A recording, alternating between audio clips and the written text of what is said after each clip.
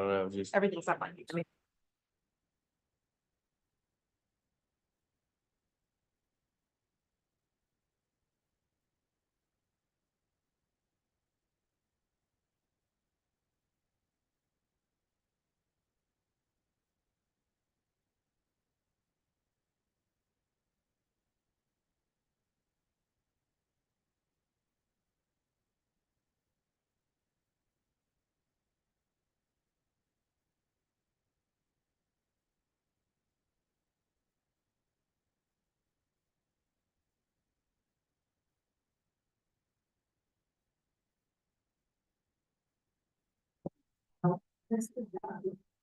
Testing, testing.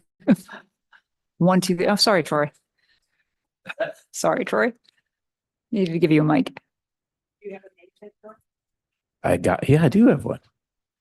It appeared. Okay, I'm talking to see if Natalie, who's going back to her desk, to make sure that those who are watching via YouTube can actually hear us.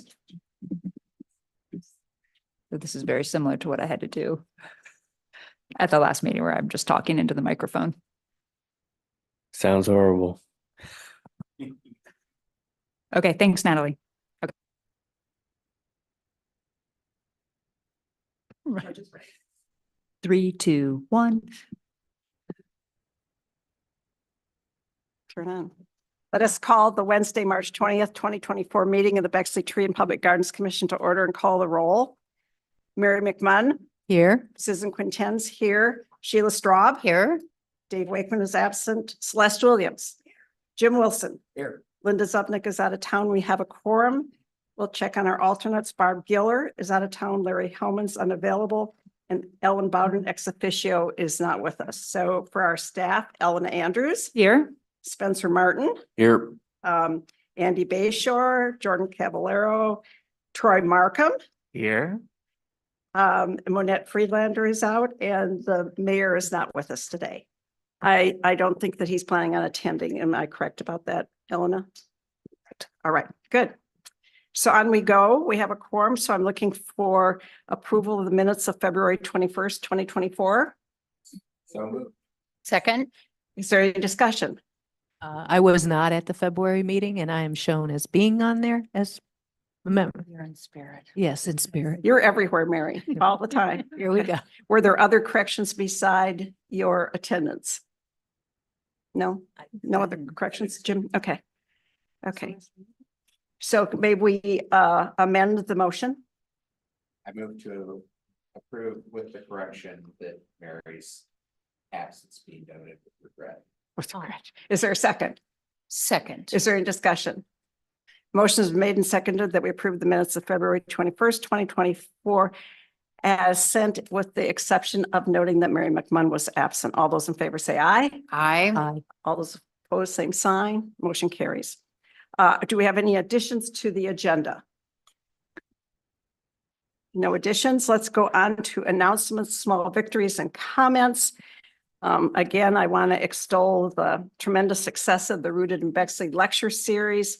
Last week, Mary hosted, or Rooted in Bexley hosted Rick Dark. There were about 100 people at the Bexley Library Auditorium and about 75 online. And I thought he gave a great balanced informational treatise. He was talking for, I don't know, 120 minutes, 148, I think it was. 148 minutes, and he never ran out of things to say.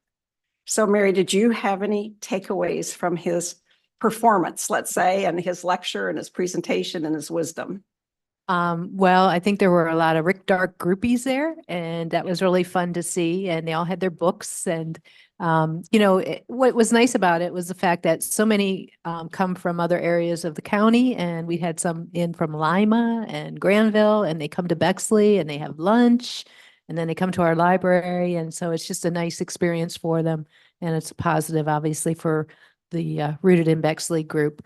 So Rick's message was good. He is not quite as extreme, if you will, in regards to planting of natives, which he doesn't even use the term native. He uses indigenous and he believes in mixed, which is interesting. And But he takes great photographs. He's done a lot of really interesting work. He helped with the High Line in New York and, oh, well, he was at Longwood Gardens for 20 years and he's extremely knowledgeable and he's really interesting. So it was a great learning experience. Right, yeah, so good attendance at the first two when Eleanor was the kind of the MC, this one, and then the last one will be April 10th in Bexley.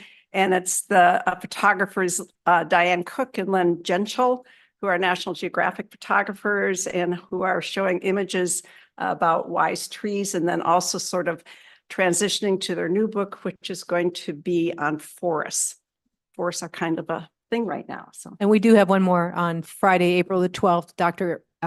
Nicole Cavender, who's currently Cavendish, Cavender. Cavender, okay. Yeah, she's the director of the botanical gardens out at the Huntington in Pasadena. And she grew up in Ohio, southeastern Ohio. She's going to talk about her life down there and her eventual work at the Wilds. And then from there, she went to Morton Arboretum. And now, like I said, she's out in California. So she'll be in on Friday, the 12th down, the 12th down at the Grange Audubon Center. And a lot of these state and federal naturalists know her. And I'm hoping a lot of them come down and support the program. So if you're available, come and see us. All free and open to Free. the public, yes. Only Mary's blood, sweat and tears that has been a cost. So any other announcements or small victories, or should we have our Professor Markham tutorial? For Yeah. those of you in the audience, Troy Markham is the immediate past president of the City Council.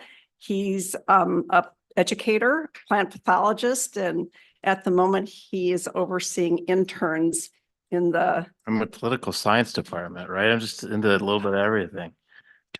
master of all subjects, and he's a great reader. So Professor Markham, why don't you tell us a little bit about today's tutorial? Can you bring that up on the screen? Eleanor, there should Oh, be. you do have it. Oh, good. Yeah, I found a little, it just found a Yeah, little there we go. cartoon for us here. My first job, even just before I got into graduate school at Ohio State, was working in the plant and pest diagnostic clinic there. I don't know if any of you had any experience with that, but people from anywhere in Ohio could send in, or anywhere, I suppose, their plants and have it diagnosed, like either identified or diagnosed with the problem that's having. And so it was very fun. It was like I became a plant pathologist that way by like getting these little mysteries, or whatever. And it would be like a murder mystery. You'd have to figure out what is causing the problem with the plant. And we would run tests and everything like that. So I just thought maybe it'd be kind of fun just to spend a couple minutes talking about Okay. diseases. And I know we have a focus on plant diseases. Right here, I have all the different 4 agents of human diseases, or animals, because we are animals, and that is viruses, bacteria, fungi, and protozoa. Protozoa are like complex one-celled organisms, like, amoeba, paramecia, things like that. Bacteria, of course, are very simple single-celled organisms. But all of these cause diseases in humans. And I just thought, can you tell me which of them cause diseases in plants? Which ones are we concerned about? Go ahead and shout it out. All of the above. I would say all of the above, maybe not protozoa. I'm not so sure about protozoa, but certainly viruses, bacteria, and fungi cause diseases in plants. One of them is by far away the number one cause of diseases in plants. Which one is that? Yes. I was going to say bacteria. You're both wrong. Fungus. Fungi are actually by far and away the number one cause of plant disease. And typically tons of different fungi that can cause various diseases in plants. Of course, plants have vascular systems like we do, and fungi can get into those vascular systems and travel in the plant and cause problems as well. Bacteria and viruses do cause diseases in plants, but they're not really usually such a problem, although there are some viruses that are can be kind of devastating. And the very first plant disease was a virus that was discovered as tobacco mosaic virus. And we were able to isolate that. And there are these gigantic rods or whatever that you can see under the microscope very easily.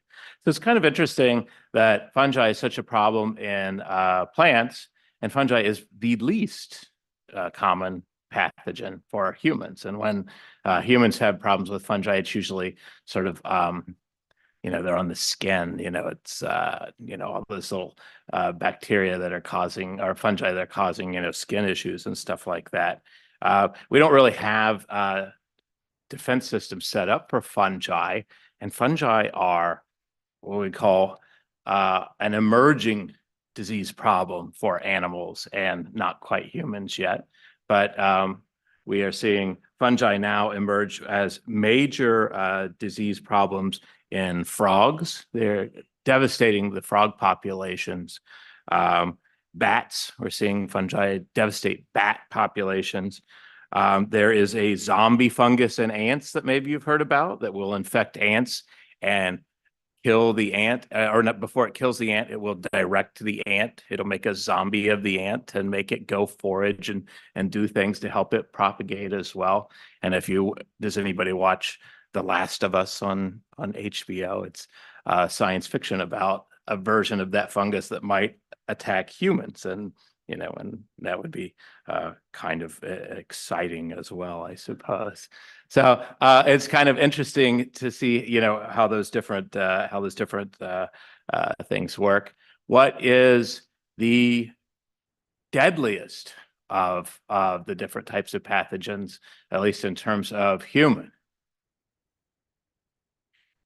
And Bacteria?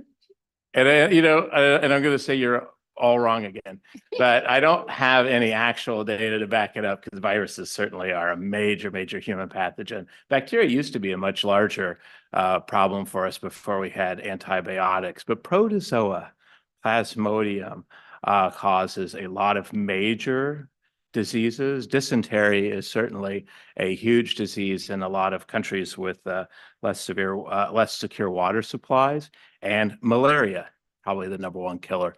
1 million people a year, I think, in Africa now, caused by a protozoa, little microscopic animal. One last thing, which I just learned this year. Has anybody here had shingles? Nobody's had shingles? I just had the vaccine and it was horrid. Yeah, Elena, I've had the pleasure of having both shingles and the vaccine, and they are both horrifying experiences, but shingles by far pretty bad.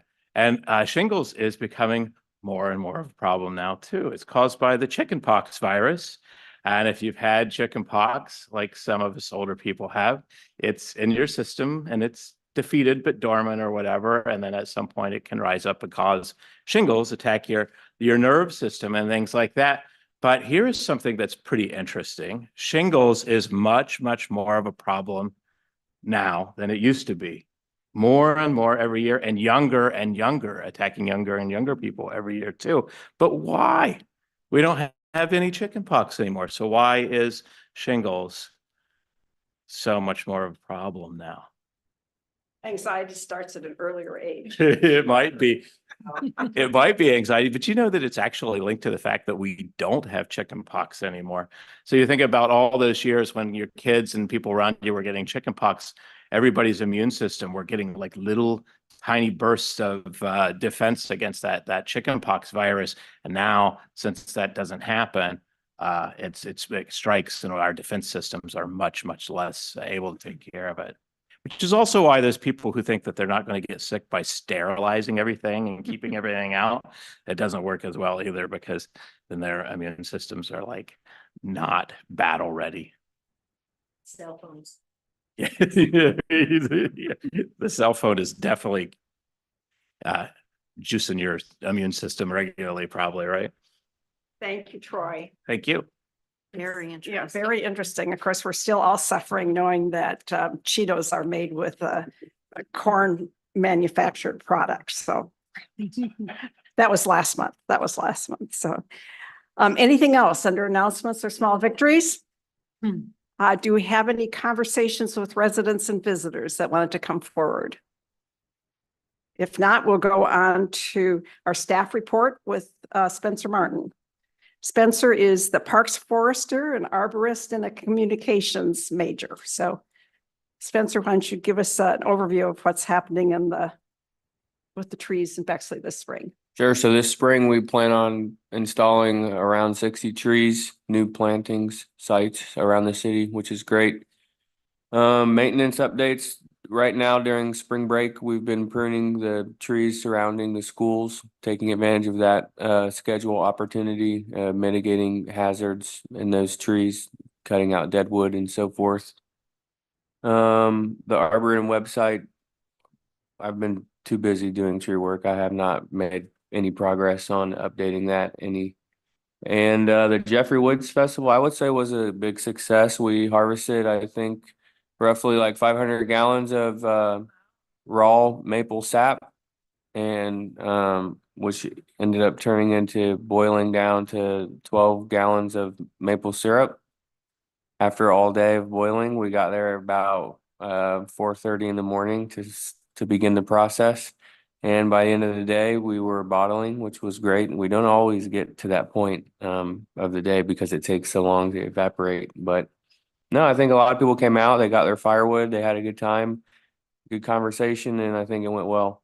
Good, good. So questions for Spencer?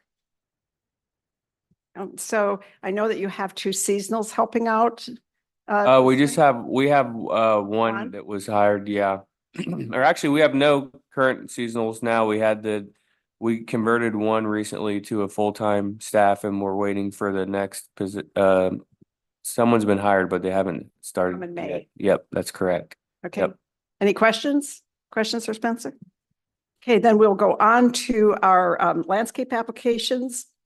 Elena Andrews, our staff consultant, and Jim Wilson, vice chair, will lead the discussion on these. So hopefully everyone that has an application is here, so I don't have to read the rules every time.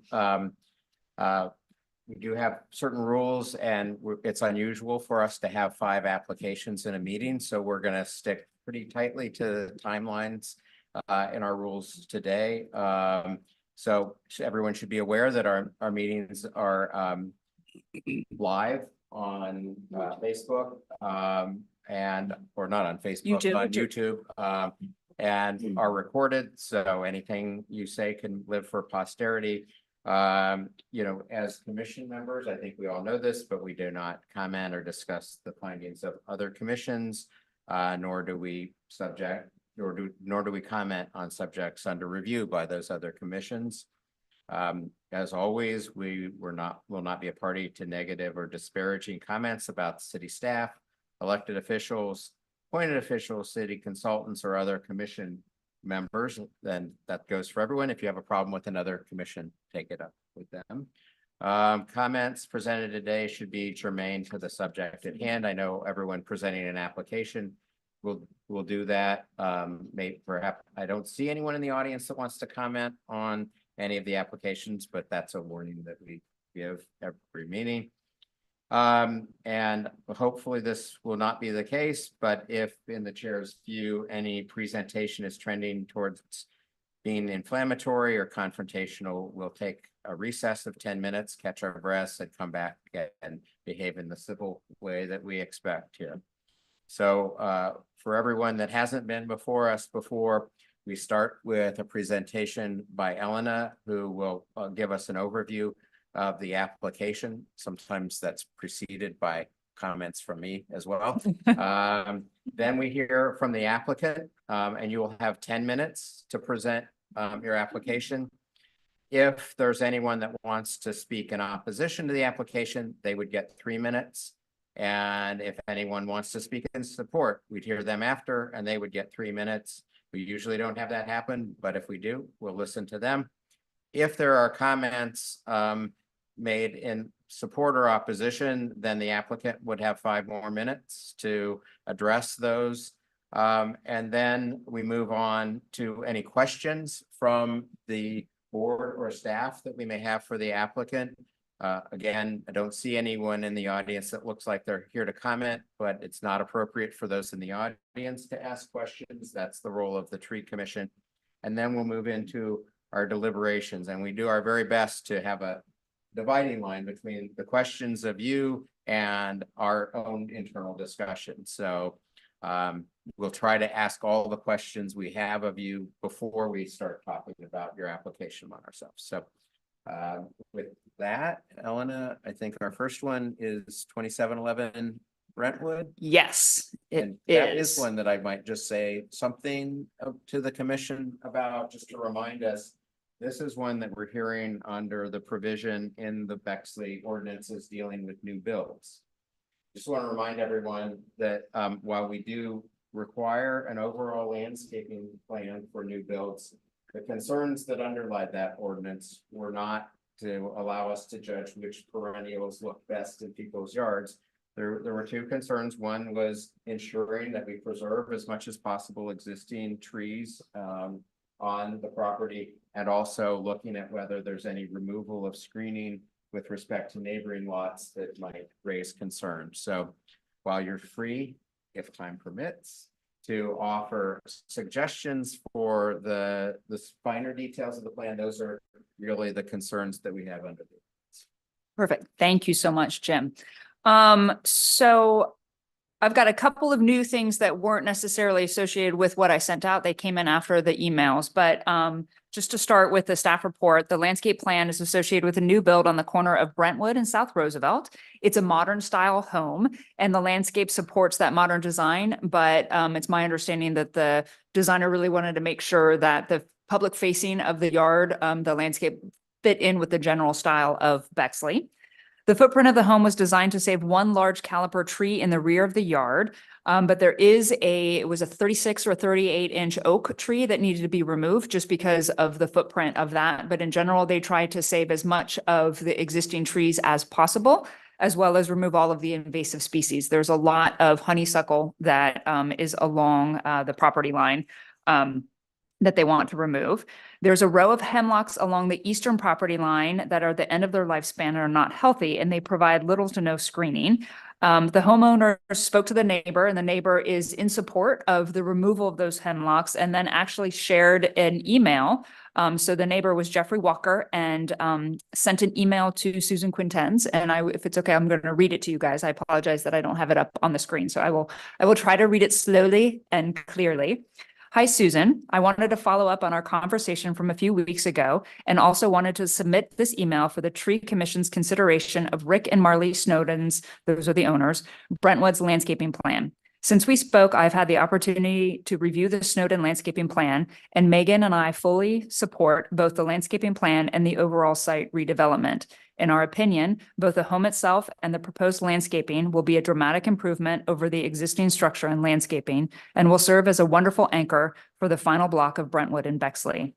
In particular, I want to express support for the removal of the hemlock trees that line the property to the east of the site, or essentially along the property line of our home at 2725 Brentwood. I have hoped for the removal of these trees for some time, but never felt it was appropriate to discuss the issue with the previous ownership. The trees are in very poor condition, with a couple being essentially dead. The trees are not at all visually appearing and in fact do not serve as a privacy barrier because the greenery, as thin as it is, begins well above the sight lines. In addition, they drop debris year-round, including branches, which becomes problematic considering our driveway along the property line. The Snowden's planned landscaping along the property line is a significant improvement, and we fully support it. Thank you in advance for your consideration and all of the commission's good work. Jeff and Megan Walker. So I thought, thank you, Susan, for reaching out and speaking with him on that. So we're speaking to that. So they are proposing to remove those hemlocks along that line and putting up a 6-foot wood privacy fence with landscaping on their yard side. The property line is right adjacent to a concrete curb. And so there's no opportunity, and the driveway comes right up to it. So there's no opportunity to do any screening on the neighbor's property. While 17 trees will be removed from the site, 25 new trees are proposed to replace them in addition to more shrubs and perennials. All invasive honeysuckle will be removed from the site. Tree protection has been indicated for both city trees and private trees. The proposed landscape plan provides a variety of site-appropriate selections of trees, shrubs, and perennials for both the foundation of the home as well as the rear of the property line to maintain screening for the neighbors. And I recommend approving the plan as presented. I know that there was some discussion prior to this in terms of the city trees on the right of way. And so I'm going to just jump to.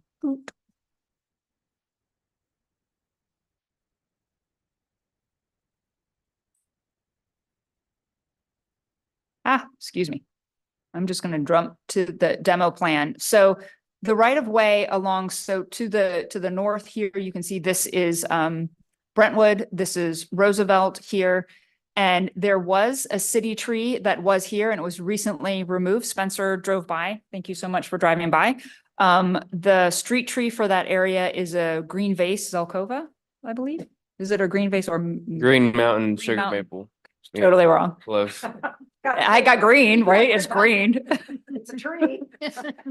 So it's a sugar maple there. There is space for an additional street tree in terms of potential like mitigation factors to consider that. There is also, there's a removal of a tree here that is right on the border and they're asking for it to remove for a new curb cut in terms of where the site is coming in.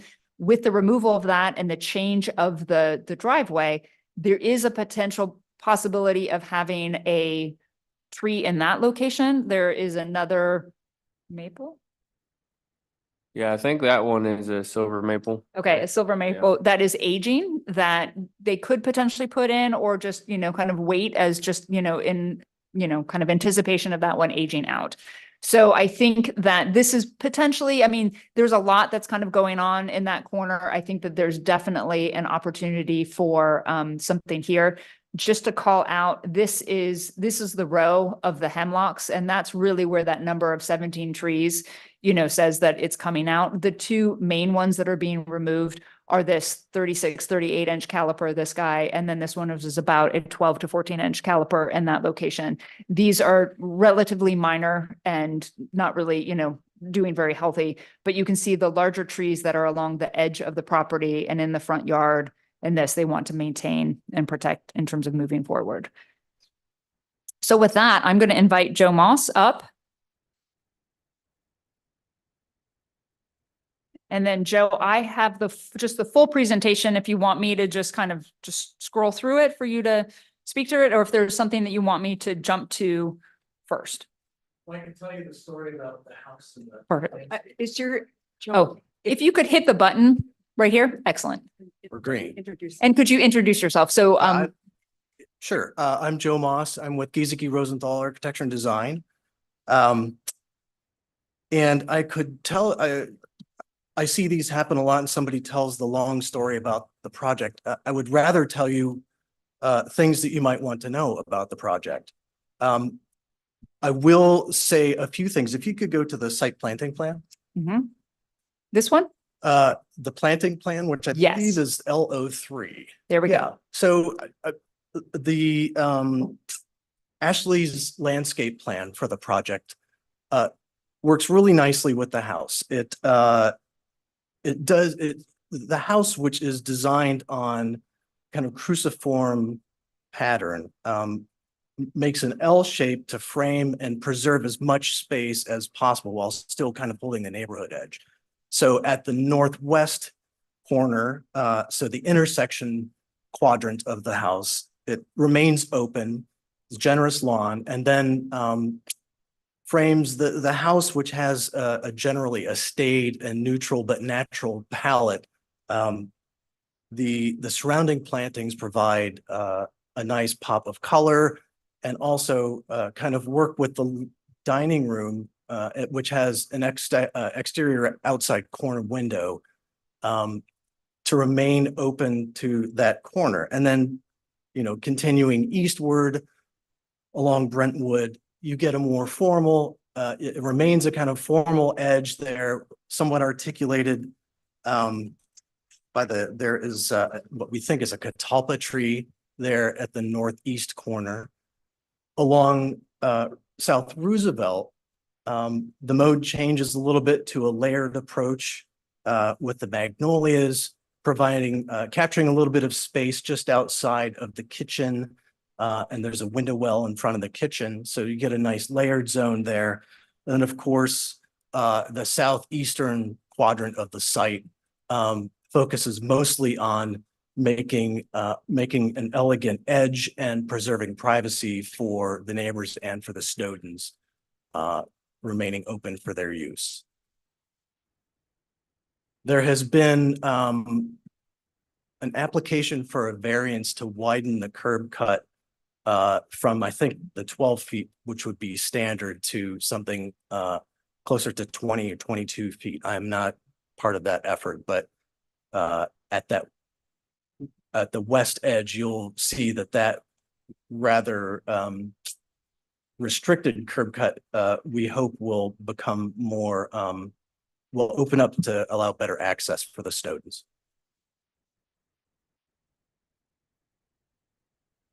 Color is very important to the palette. And again, it's going to be used to complement the texture and color of the house. Some of the renderings might help to illustrate that. The renderings are later on in the packet, I Yep. believe. Right. A bit dark. But particularly the lower right-hand corner, you can see the outside. A little bit closer. Sure. Bring it, yes, yeah, that's better. Thank you.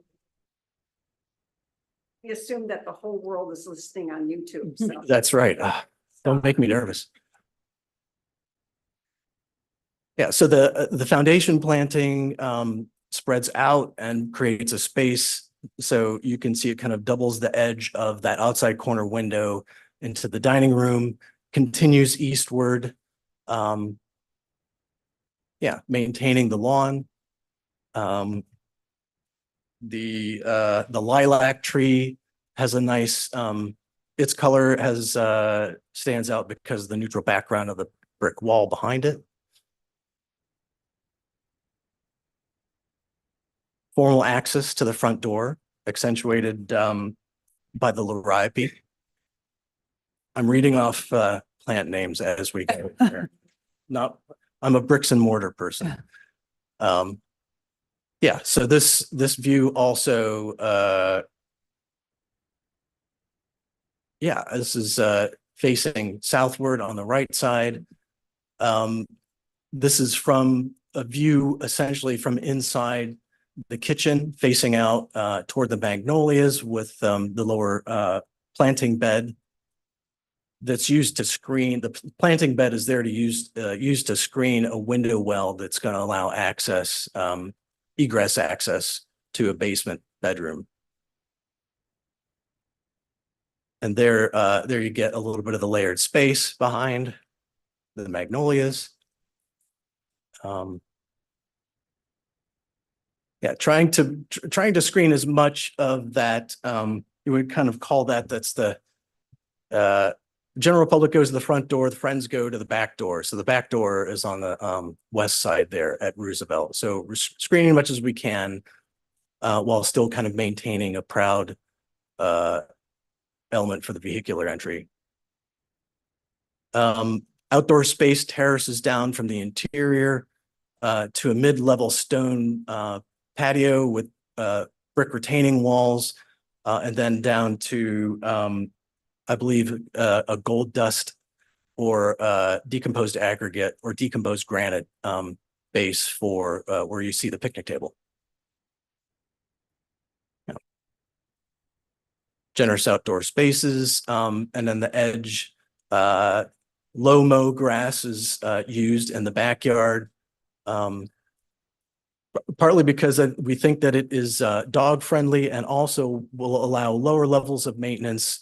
So the Snowdens, if they're out of town, they can still allow the maintenance, lawn maintenance and landscape companies to manicure around the 3 public sides while the back quadrant will not require access to them. So it's just another layer of privacy for them. Yeah. One thing that I also just want to call out is the property line along here that with the fencing.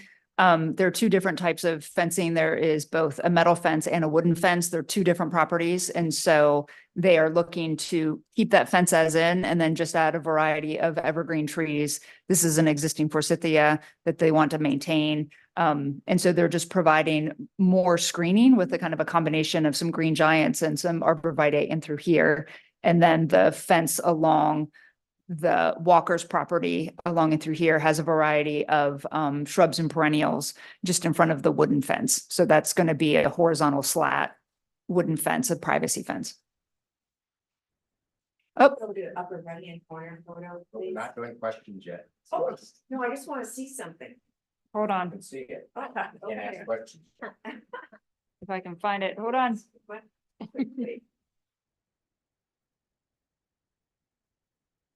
Oh, gracious. Hold on. Give me 2 seconds. Might be your preview window there to the left. This is my preview window to the left. Keep going to the left and there's the, Not that one, not this one. I'm gonna go here. There we go. Let's go. there you go. There we go. Okay, sorry. Thank you. Thank you. This one? Yes, and no comment. Just one thing.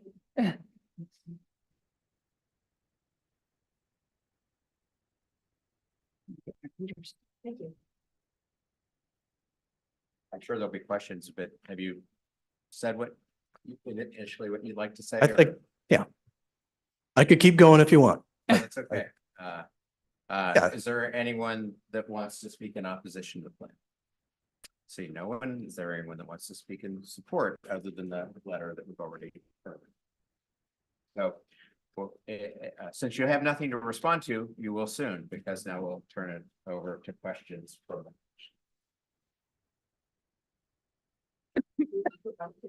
This is a good time.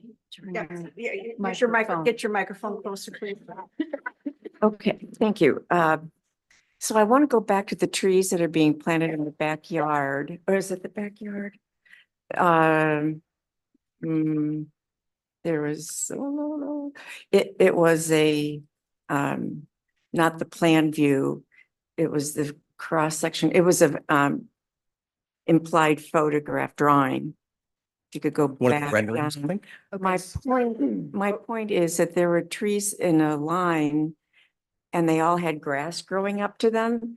And one of the things that we propose for people in care of trees is that that they are surrounded more with, I'm not speaking specifically to all the correctness of how to do it, but that there should be some mulch around the trees and the grass should not grow up to the tree trunk so that mowing cannot hurt the tree trunk. Would this be, just so that I understand, is this related to potentially there's an existing tree in the upper right-hand corner where we're showing that there's sedge grass up to the trunk? Well, there were a number of trees. So Okay. I'm gonna just jump in. If we look at the plan, all of the trees along the property line here, there is a bed Yes, and the grass starts right. short of that. So I think it's just probably more of a rendering technique. So the renderings are giving an overall kind of impression of what it looks like. It's not exact.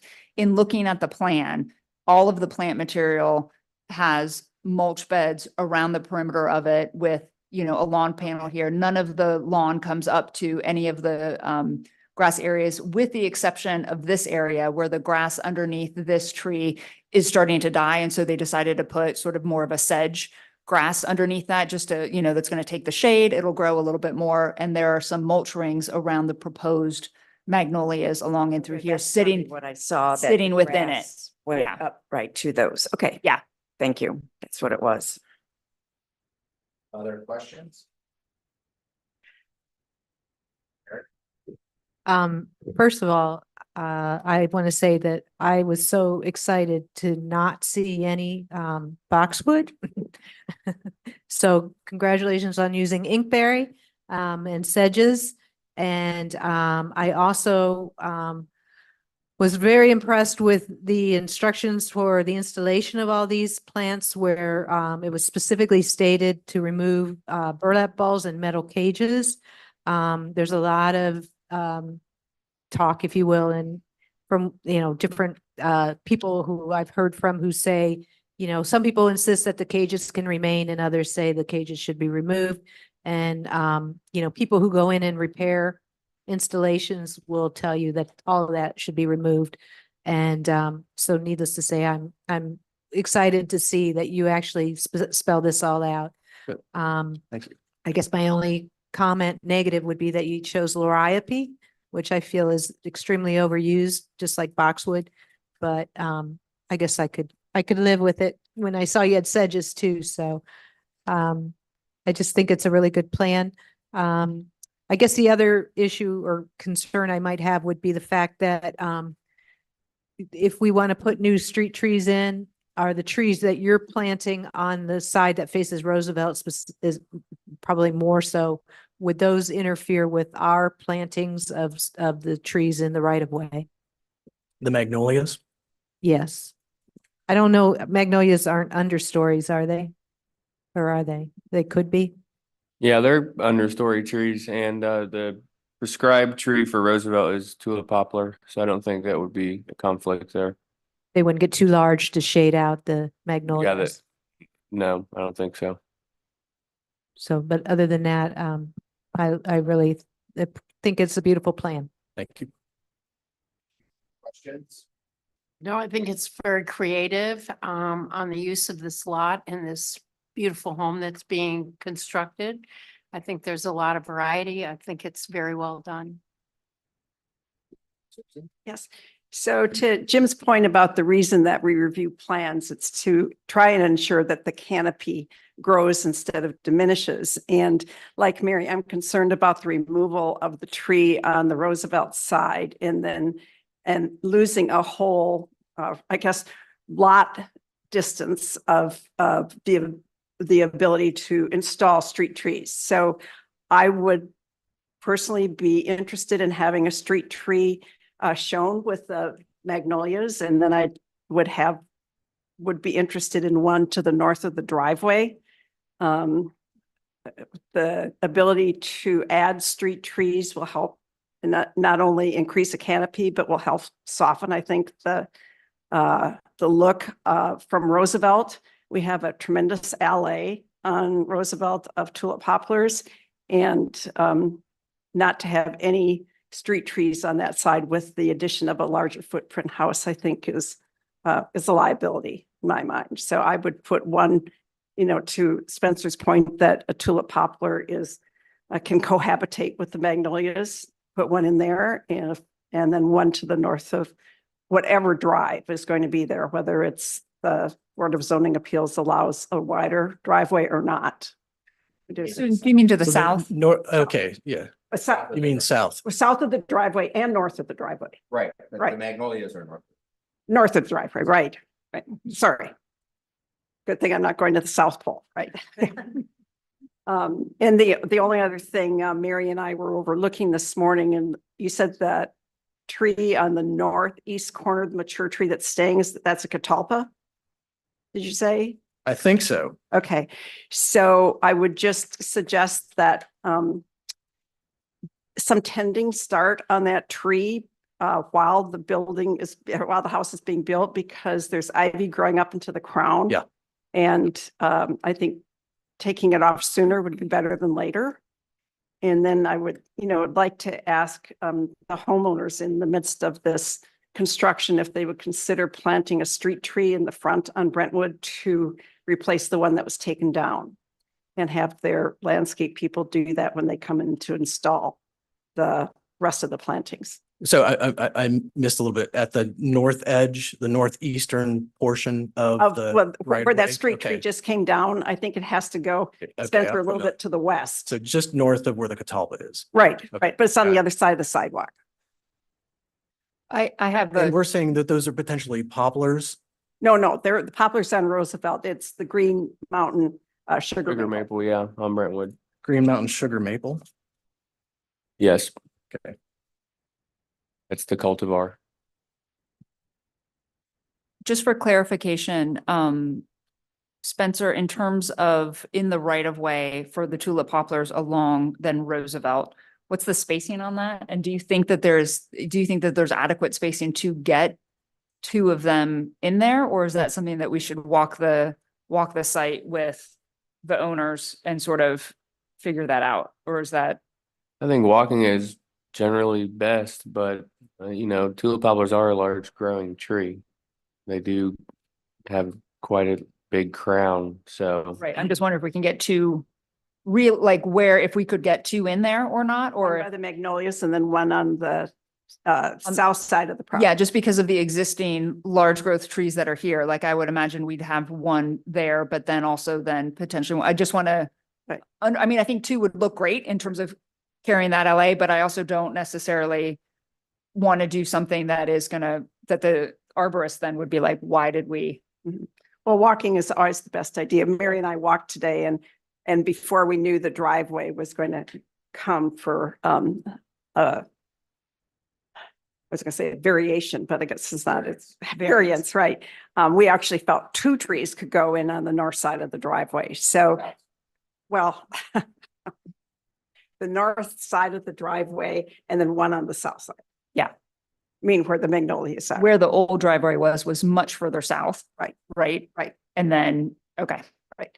And So, then along Roosevelt, if there were new street trees going in, would they go in the tree lawn west of the sidewalk, between the sidewalk and the curb, or No. would they go along the right of way line like the In- other one In the right to of the way, north? in the right of way.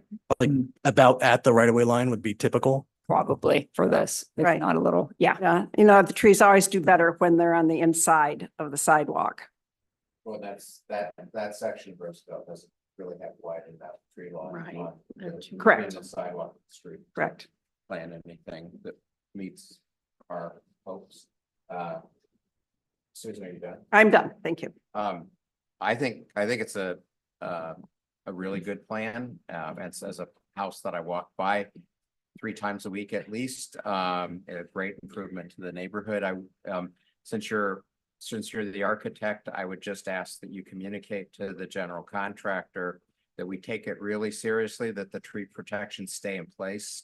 The most annoying thing to the tree commission, I think, is having a great plan like this and then having contractors come in who don't respect the need to keep the tree protection in place. So Yeah. if you can. communicate Understood. that. And we've been through this before and we know what to do. Well, we respect that for sure. It's usually not the architects. It's usually the folks, the subs working for the general contractor.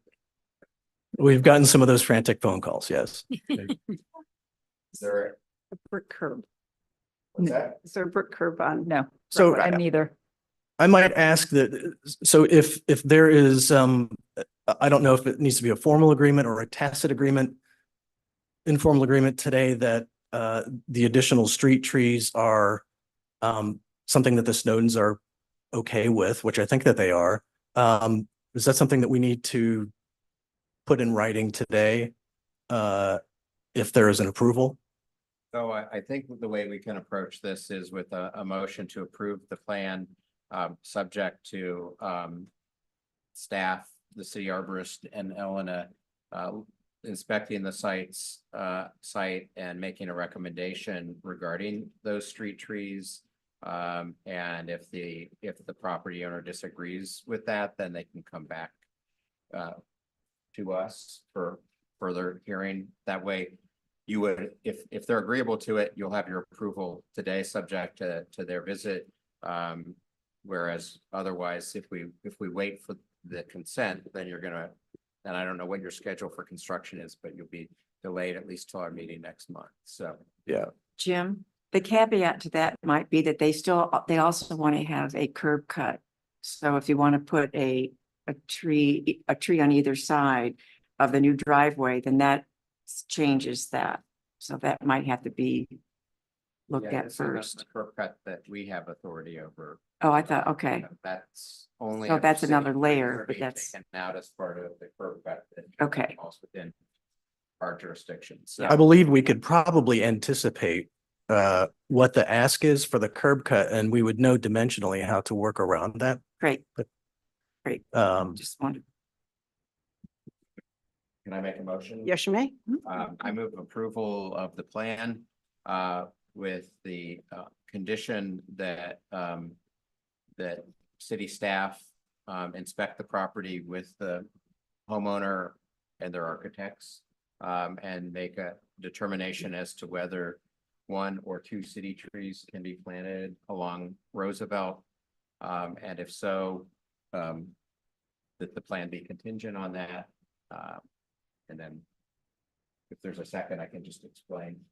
I second. That if the homeowners disagree with the staff's conclusion, then they can come back to us. It's just all I wanted to explain, but this lets you move forward with, I think, a good plan. Okay, I think we, Just Roosevelt? Well, do we want to add, Yes.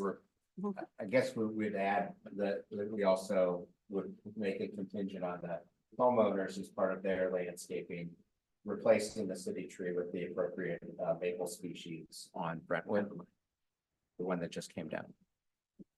And is there a second to that motion? Second. Is there any discussion?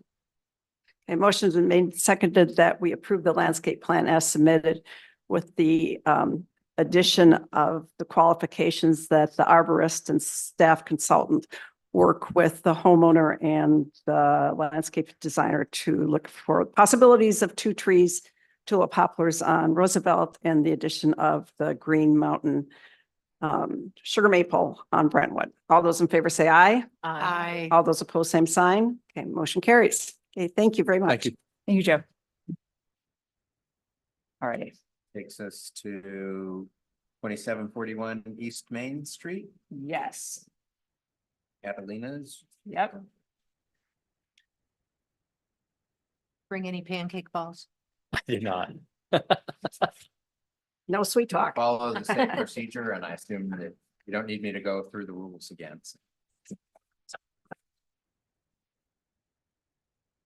Alrighty. So bear with me. Alrighty, so our next project is TPGC 24-2, the Catalina Restaurant at 2741 East Main Street. So this project came under a BZAP application, BZAP 24-1, which was approved by the ARB on 2/8/24 for the conversion of the Boston Market Restaurant to a Catalina restaurant, which I understand the pancake balls are very good. The project will provide an expanded courtyard for outdoor seating as well as landscape around the development. As a commercial project, we have the ability to review the landscape plan. The proposed landscape shows a variety of evergreen boxwood, tall grasses, cone flowers, and 2 ornamental trees around the patio to screen the fence as well as provide seasonal entrance to the patio. Note that the 2 multi-stem red buds, we actually moved that. And thank you so much, Matt, for moving that, for the plan for that. So those are actually not in the city right of way. Just as a small note that there is space to add a second London plane between the curb and sidewalk for that. So there will be, and so that is going to be on one of the planting plans for Main Street. The parking spaces do have evergreen shrubs per code to screen the cars, and the emerald green arborvitae are placed on the east elevation between the wall art to provide landscape. ARB did ask for some additional definition of the murals within that, and so that is what they're working on. And then the evergreens kind of show in between those areas to frame that artwork. There is room, as I mentioned, to have a London plane as a city tree.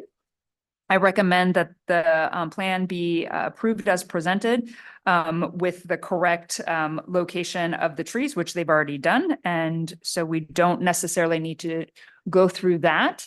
I want to just bring up the plan just to kind of show everyone that this is the location there. There's a street lamp here. There's kind of like a outlet that comes in through here, but there is enough space between where the curb cut is into the parking lot and that to have a new additional city tree. This is the sidewalk. And then these are the red buds that in the previous plan that we had emailed out were in the wrong location. So they've moved them back behind the sidewalk in that location. I did say that in terms of for the renderings for this particular one, and I don't remember, do I have them? Excuse me. In this, the renderings, because of where things were, it wasn't enough. I mean, just imagine that these guys are back behind the sidewalk, right? So just in terms of, again, the renderings for that particular area, that those would be the multi-stem red buds that would go in, but they're just on the other side of that. So I didn't think it was necessarily worth having to go through the effort to redo that. So with that, I'll kick it over to you, Thank you. and then we can talk about the landscape plan. So thank you for looking at this for us. Kathleen is very You could excited. Just introduce yourself. Oh, Sorry. Matt Lonis with Orange Frog Design Group. I'm the architect for the project. Kathleen is very excited to be in Bexley for one. She's extremely excited about this site as well for a number of reasons, being a corner lot, parking, which is great, and then having the ability to enlarge the patio out front to get more outside dining. So Catalina's is someone that is a restaurant that's open in the morning, but they close roughly 3 o'clock. So there's no night dining or anything at this location. And I don't think there will ever be that in her model or business model. So with that, everyone's familiar with the current site. The Boston Market has a small patio out front now with some not so friendly landscaping in front of it with a street sign or their sign. So that will come down. The patio will be enlarged, and then the landscaping you see, there is boxwoods, I apologize, but they have been switched out to inkberry. Inkberry. So that the new plan reflects that. The landscaping from the landscape architect, the idea was try to screen the seating. So I'm not a landscape architect, but I believe there are different heights of plantings he has there to help kind of make it look good. The red buds were moved from the right of way back. So that kind of anchors both sides of the patio, which I think works well. And then the east side is really the only other side that we can do something with to try to soften the building. Right now, there really isn't a whole lot against the building at all. The building is kind of a little different in the sense of there's about an 18-inch curb along the building, actually touching the building. So you can't get foundation plantings to the building. So we'll be off a little bit. But with that, Kathleen is very much in favor of wall art. And so during the architecture review, they discussed the building to the north side has some wall art on as well. And they like the idea of having wall art. With that, we put in some arborvitae to break that up to give it some balance or some rhythmic pattern there. So the landscaping to the south is to help screen. There's no landscaping there currently, but to help screen the parking lot. So if we kind of look at this in 2 parts, we have the east side that we're trying to soften the building a little bit, hide the parking and accent some of the artwork. And the north side, we're trying to mask the patio a little bit if we can, and make it look a little a fresher look on the front. One of the staff's concerns or the committee's concerns may have been the tall grasses collecting trash. I presented that to Kathleen, and she's very much image based. She's so that would not be something that she will be very tidy with that. So there should be no issue with that whatsoever. But if it's something that you guys the committee is not in favor of, we can look at another plan material for that. Anyone speaking in opposition or in favor? All right, we're ready to move on. Remember, questions first, then discussion. Didn't do that well last time, but does anyone have any questions for the applicant?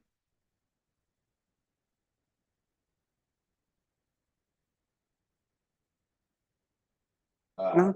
If not, Oh, I was going to ask if it's irrigated. It is not irrigated. Okay. It's something that she's leasing the building, so the building owner currently doesn't have that. We're running into some issues currently with some the water service and what have you there. So we can look at and see if there's an opportunity to do that, see what the costs are. Currently, they have to replace the water service to the building. So it's unexpected expense.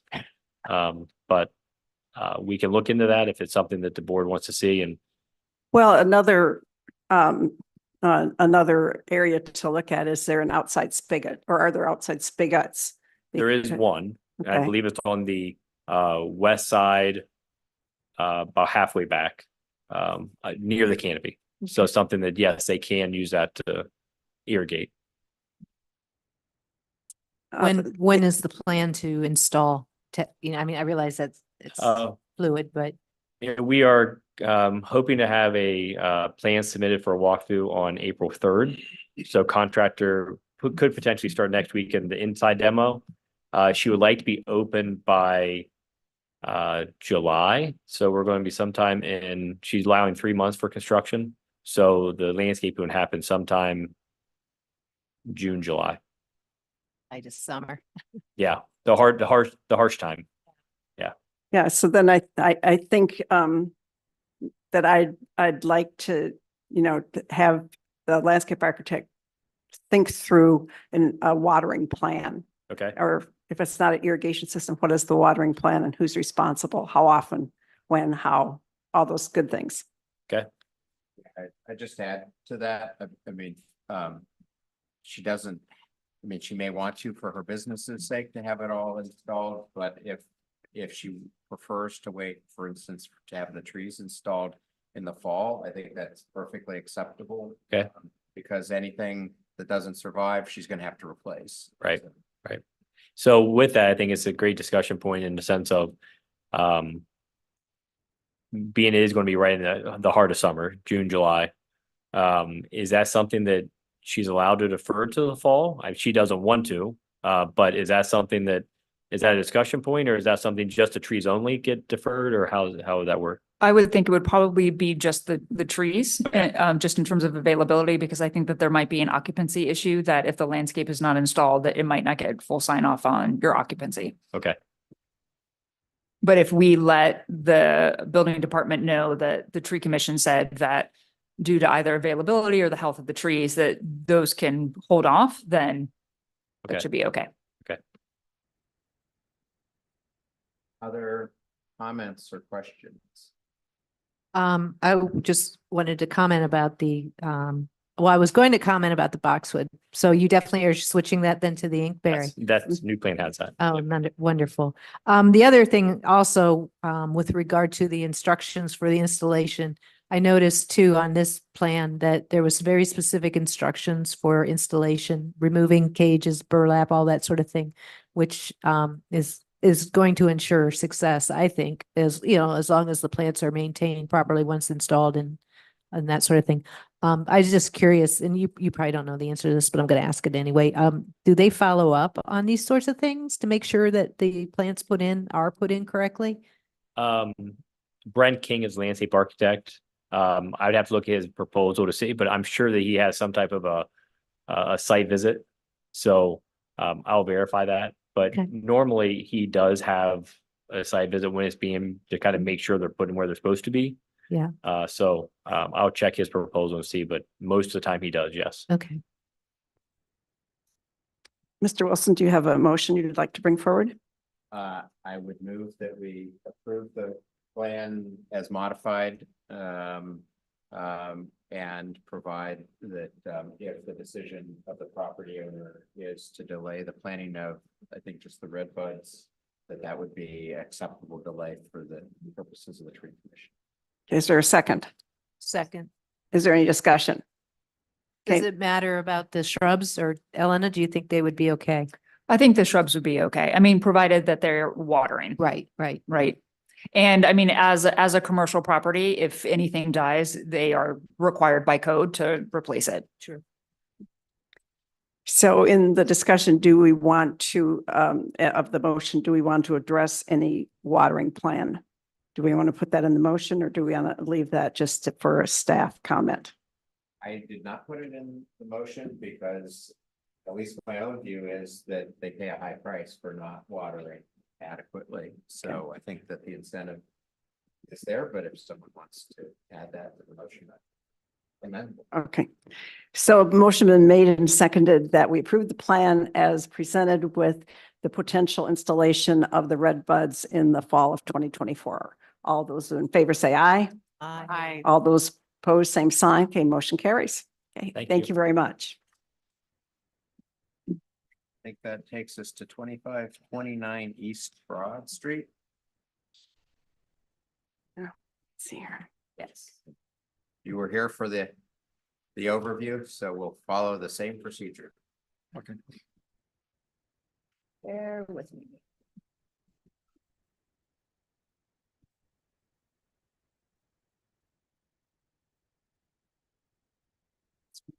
Yeah. So we have to send plaudits to Elena, who's taking notes, leading the review, using the computer and offering comments. So let's be patient.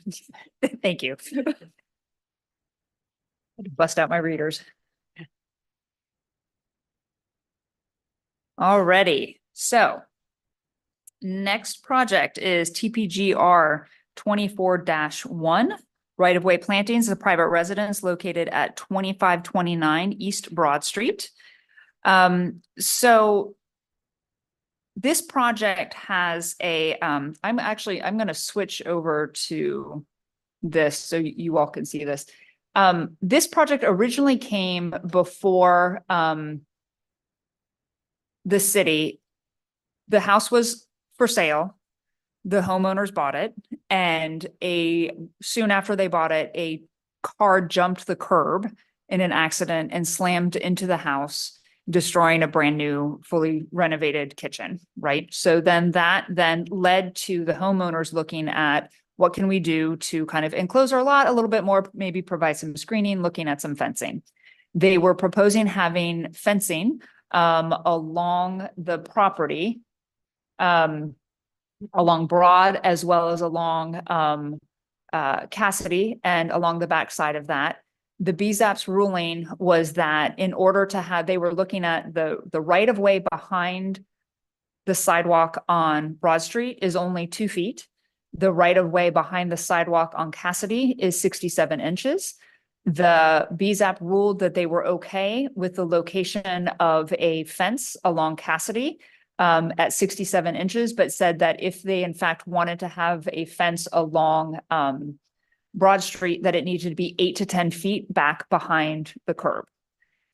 The homeowners looked at this, looked at different sites, and they have now decided instead of having a fence right now at all along Broad Street, they are only looking at having a fence along Cassidy that then kind of has a pedestrian gate at the 67 inches, and then it stops the 8 to 10 feet behind that sidewalk.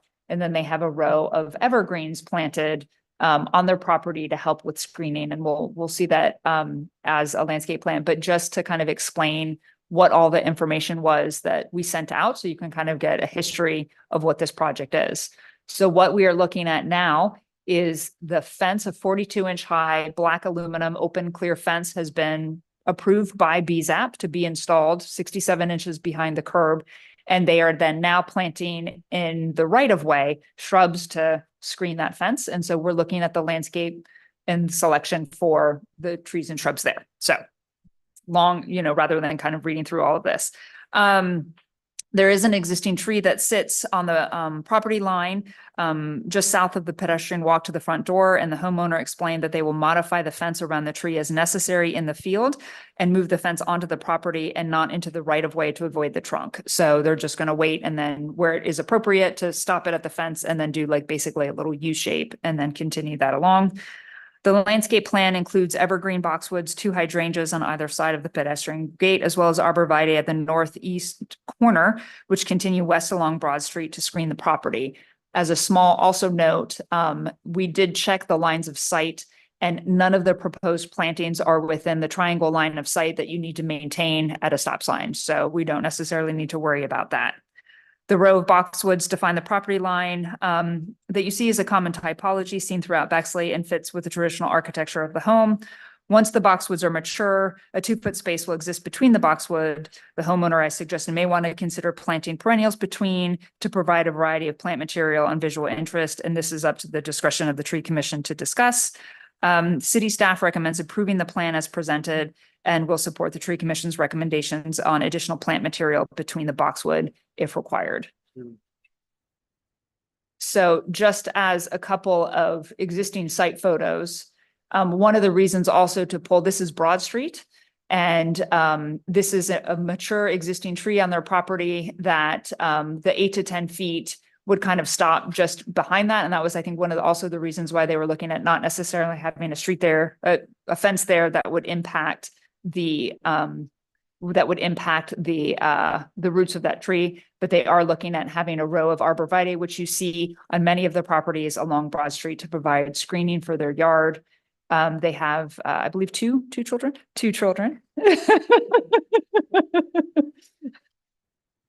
This is a row, this is a view of where their sidewalk is. And then just moving in through there, and then pulling up the plan. So within the plan, the fence turns the corner on their private property, comes along the right of way, and there's a row of about 4 SmartGuard arborvitae. So the SmartGuards are the ones that stay a little bit more narrow. The emerald greens up towards the north corner of the property that then turns down into a bed on their property. Still leaving, kind of a lawn, that 2 feet of lawn space, for mowing and not having the material go into it. And then they have boxwoods placed 5 feet on center. It's a green velvet boxwood, which will get to be about 3 feet or so in diameter, which will then leave a little bit of space in between. They're looking at having 2 probably limelight hydrangeas on either side of the pedestrian gate here. The boxwoods continue, and then they have a couple of arborvitae down here, just to kind of clear that off. In terms of, let me see if this is the one. So in terms of, this is the existing tree shown, and then the other city trees that are on the site, the pedestrian gate. Oops, excuse me. And then this is looking at towards the Broad Street side, and then the opposite side by the driveway. So with that, I know I went over, but let me know if there's anything that you want to talk about as well. So if you wouldn't mind introducing yourself to everyone, and then tell me where you would like me to navigate with all the stuff that I have shown. Is it on? Yeah. Okay, so I'm Marcel Bischoff. I'm the homeowner together with Melissa Rodia, my wife, and 2 kids. We live there. We bought the house last year in spring-ish, around May. And as you mentioned, there happened the accident in 4th of July where some van crashed in. And we wanted to have that a bit more shielded. About the landscaping plan, so we want to have for our kids, we want to have a front yard fence where we got the special permit under the restriction that the landscape planner needs to be approved. And we always felt like if you come from Broad Street, most of the houses have like arborvitae or something like this in the front on Broad Street. Now, if you come from the west side, it's like it suddenly turns very open and it's kind of slightly destructive. It's a very nice 90-40 stone home, so we don't want to completely cover it up, but we want to have like a little bit better blending it in. And actually, we it's an updated plan. So we actually opted out for also inkberry because, like Elena pointed out to us, that you're not a fan of boxwood. And then I also remember the problems with boxwood lately that they just die. And we're not, anyways, not the most green thumb person. So we wanted something which doesn't die away. And so thank you for the suggestion. So we were opted out for the inkberry, and we want to actually keep the option for the, and then I just said for the fence on Broad Street. So it has to be 10 feet back from the sidewalk, which is 8 feet from the right of way. We want to keep that option open. We're not 100% sure. We want to start to plant the tree as soon as possible, and then start with the fence and see if it makes sense to have the fence on Broad Street or not. But we want to have the option in, so we draw it back in. And yeah, so there's the entrance way. We have a small gate, and we want to have hydrangeas to the left and right just to break it up a bit, and then the 5 feet apart on the on Cassidy, the inkberry, and then yeah, we wanna. There's one more arborvitae down. We're 4 more down on the south end. Where it's yeah, just to kind of make it more symmetric and give us a little bit of privacy into like that the driveway is not so open just for screening. Thank you. Anyone here to speak in opposition or support? I just want to clarify. So Hey, we're just approving the plantings in the right of way. The homeowners don't need approval to. Along Broad. Broad. No, correct, they do not. So just in terms of our discussion, that's what we're looking at. Just because you said you may put the fence in, and you may have already done this, I would just make sure with Kathy Rose how long your variance or special permit is in place if you don't utilize it. I think there's maybe a year limit in which you'd have to go back if you don't put the fence in. Just don't want you to be upset with the city because. Yeah. I just understand. So. Should be 1 year, yeah. And I think per also that original piece that if you do go in with that fence and you do any additional landscape, just contact me and as city staff, I'm able to review that for you. Okay. So it would have, if the fence does go in, we would look at if there needs to be, if it's appropriate to have additional landscape. It doesn't necessarily need to come back to the tree commission, but it is in the BZEP ruling that it would be approved by city staff. So questions about the aspects of the plan that we're looking at? Any questions, Celeste? Nope. Mary? No, my concern was the variance and you answered that question I had, so. And the boxwoods. Sheila? 3 for 3. Yeah. I have no question. I understand the situation. I think it's well deserved and for a young family. That's a busy corner. Susan? So we were going to talk about the perennials between the plantings because they are being planted 5 feet on center, did you say? And the inkberries will grow to About 3 feet in 3 diameter. feet. So we have 2 feet Mhm. to talk about the perennials. And I think we're looking for suggestions from the tree commission on potential perennials. Yes, Correct. yes. And I would guess that that area gets a lot of sun because the city trees there are not very large and don't have a big canopy. So I would suggest that if we're looking at perennials and Mary and I mean, all these women actually are terrific with perennials. So I think that we need to offer some suggestions and varieties of what would do well there. Well, a lot of perennials would definitely do well there because I think you're going to get a lot of sun. Do you have a particular color that you like or? I think low Low maintenance and maintenance, long yeah. blooming, like a Or- catmint. So I think With the maybe, age of kids. yeah, maybe to be most efficient with our time, we could suggest a variety and then Elena, you could present those Okay. to them Mhm. and, I don't know if you want just one variety, let's say all purple cone flowers, or if you want purple, red, yellow, green, so I think that would be a conversation with Elena. We'll suggest a variety and then have you help choose. Does that sound okay to you, Jim? Are we suggesting the variety today or are we just? No, we're suggesting the variety today. You're gonna help him out and make use of his good time that he sat in the audience today. So let's go for it. Well, one that comes to mind would be a Rudbeckia. Yeah, Those do well and they're low maintenance. The cone flowers, of course, are low maintenance. Maybe some lower growing asters, which are great pollinators. I'm big on bee balm. I'd like to say it really fast too, bee balm. Bee balm. Yeah, I think. Bee balm?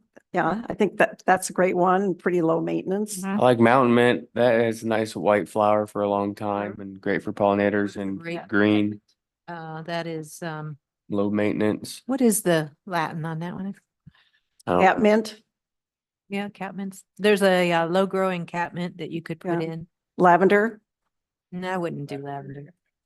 Soils kind of basic. okay. We get too much rain anymore for those. How about penstemon? Penstemon, they're nice. Penstemon that give some interest in the winter. I think that's a pretty good selection right there. You want more, Elena? No, that's 7. Yeah. So I think that that's, we can give I you think about that's 25 plenty. more. I think, so what I can do is work with you in terms of understanding, what you're looking for, what the, low maintenance versus no maintenance versus, all of that. And then also just, aesthetically, if you want it all the same, or if you want a variety, or if you want like groupings of different things. And so I can certainly, I can email you what these flowers are and send you some pictures and then we can kind of go from there. How long of a bee season they have? Exactly, yes. Blazing star too. Okay. That's all. So I would move to approve. I have one more question for Spencer. Okay. So I have looked on Broad Street like you have to see how the arborvitae are planted because there's a variety of planting methods that people have used.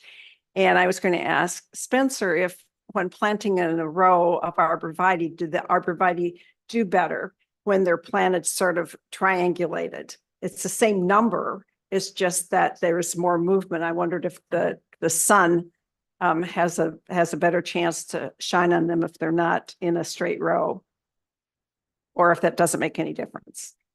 I'm not too familiar with it. We don't plant them as a street tree, but you know, they need light. That's true. But at the same time, it's very common to have them in a straight line.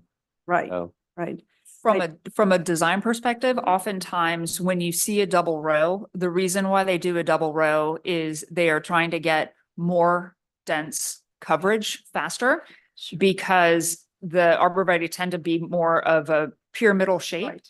And so when you stagger them, you are kind of filling in the open triangles. And so if you plant them 5 feet on center and the row behind it is also 5 feet on center, but it's shifted over, then you start to get a fuller coverage. It doesn't necessarily help with the growth of them. It's really just in terms of the Design. full design that you want. And sometimes it also then takes up more of a bed space, right? So rather than a 3-foot bed, you want to have a 5 or 6 foot bed in order to get enough space there. So so part of my question was, you know, for these down in here, what are they on center? The arborvitae down. Those arbs on center, I think you had said that you were going to plant those It's 3 feet center. 3 Yeah. feet on center? Yeah. Yeah, so they're gonna be planted pretty tight. And in comment to Elena's just previous comment, I like the idea that the line undulates if you don't plant them all in a row because you already have a solid fence in back and then you're just adding another solid line of shrubs. So it really softens it to give it sort of an undulation. And you might enjoy having when you put the perennials in, you'll have more space every other row. And it give you some feeling of rhythm, which is one of the basic designs of elements of design.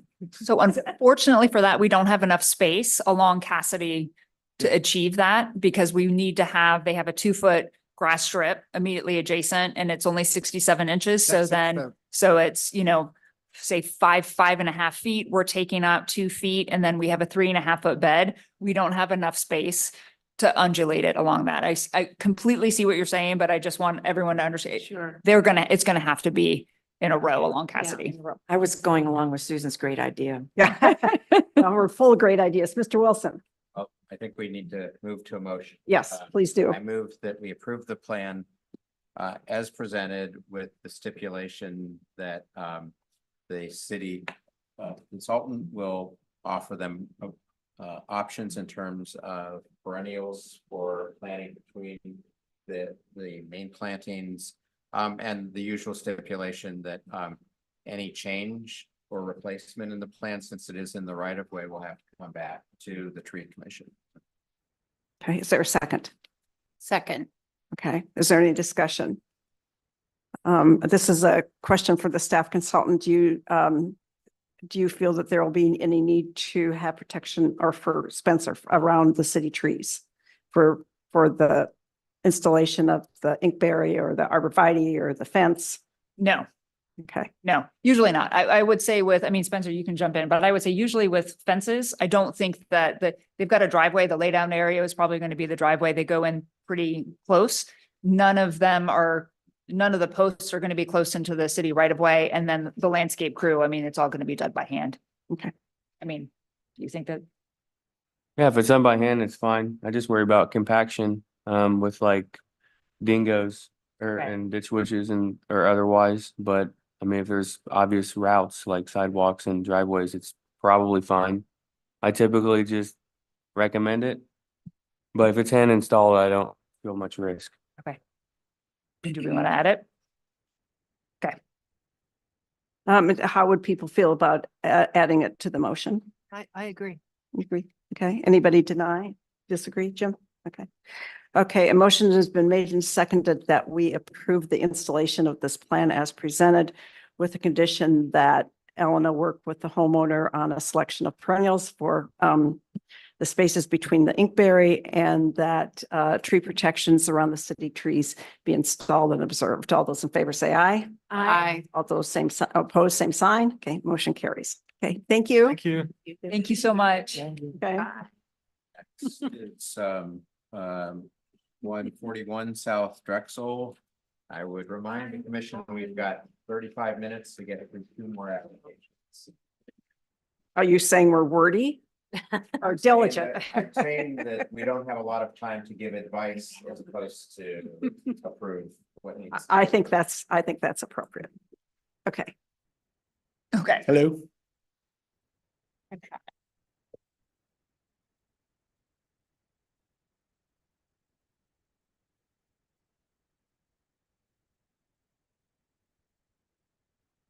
Okay, so interestingly, the next 2 projects both have to do with not only plantings in the right of way, but columns located within the right of way. There is most recently now, in terms of talking with Kathy as well as Ben, the mayor, there's been a decision that both of these projects are going to need to go to council for final approval for the review of the columns that are in the right of way. So these projects most likely are going to be looked at by Tree Commission, BZAP, ARB. All of us will, have our findings, and then that will then all go to council in terms of understanding the appropriateness of the columns, the plantings, the structure, and all of that.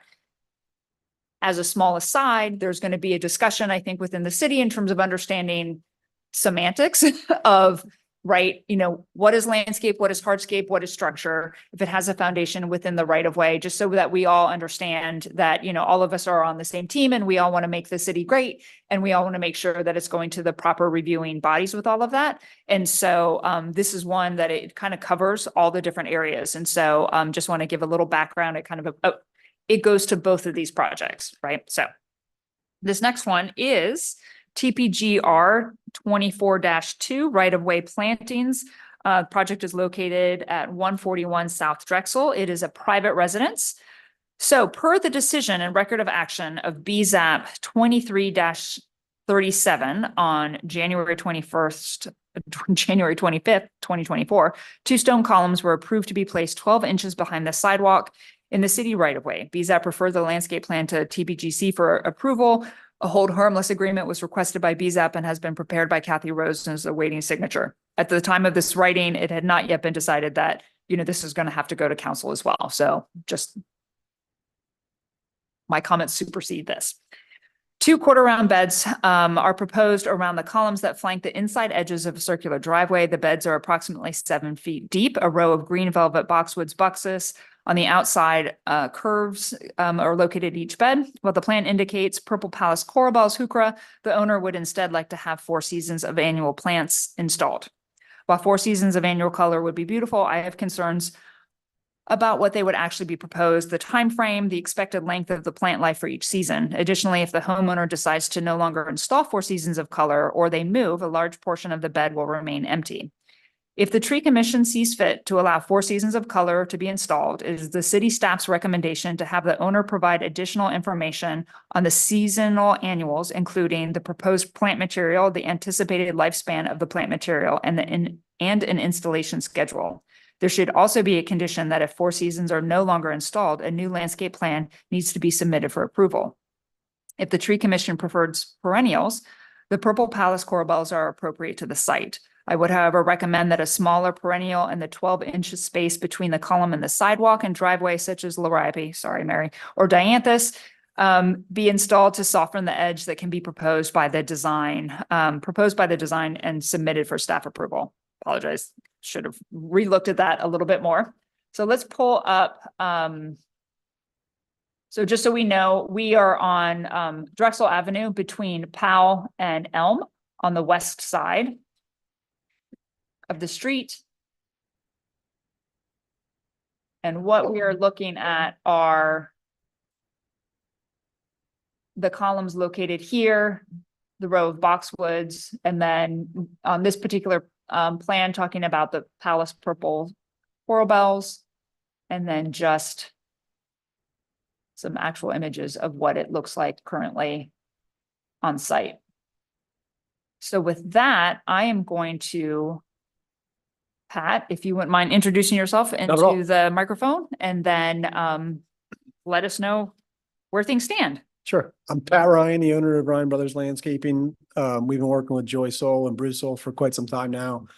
They were having an issue where nobody could see the house, see the address. If you notice, there's a big, huge maple in front that personally I've been trying to get them to take down because the roots are kind of girdled and it's blocking the house. So the kind of the median was that we build these pillars that they could get, you know, anybody could see the house. They're lit at night so that you can see them all throughout the day.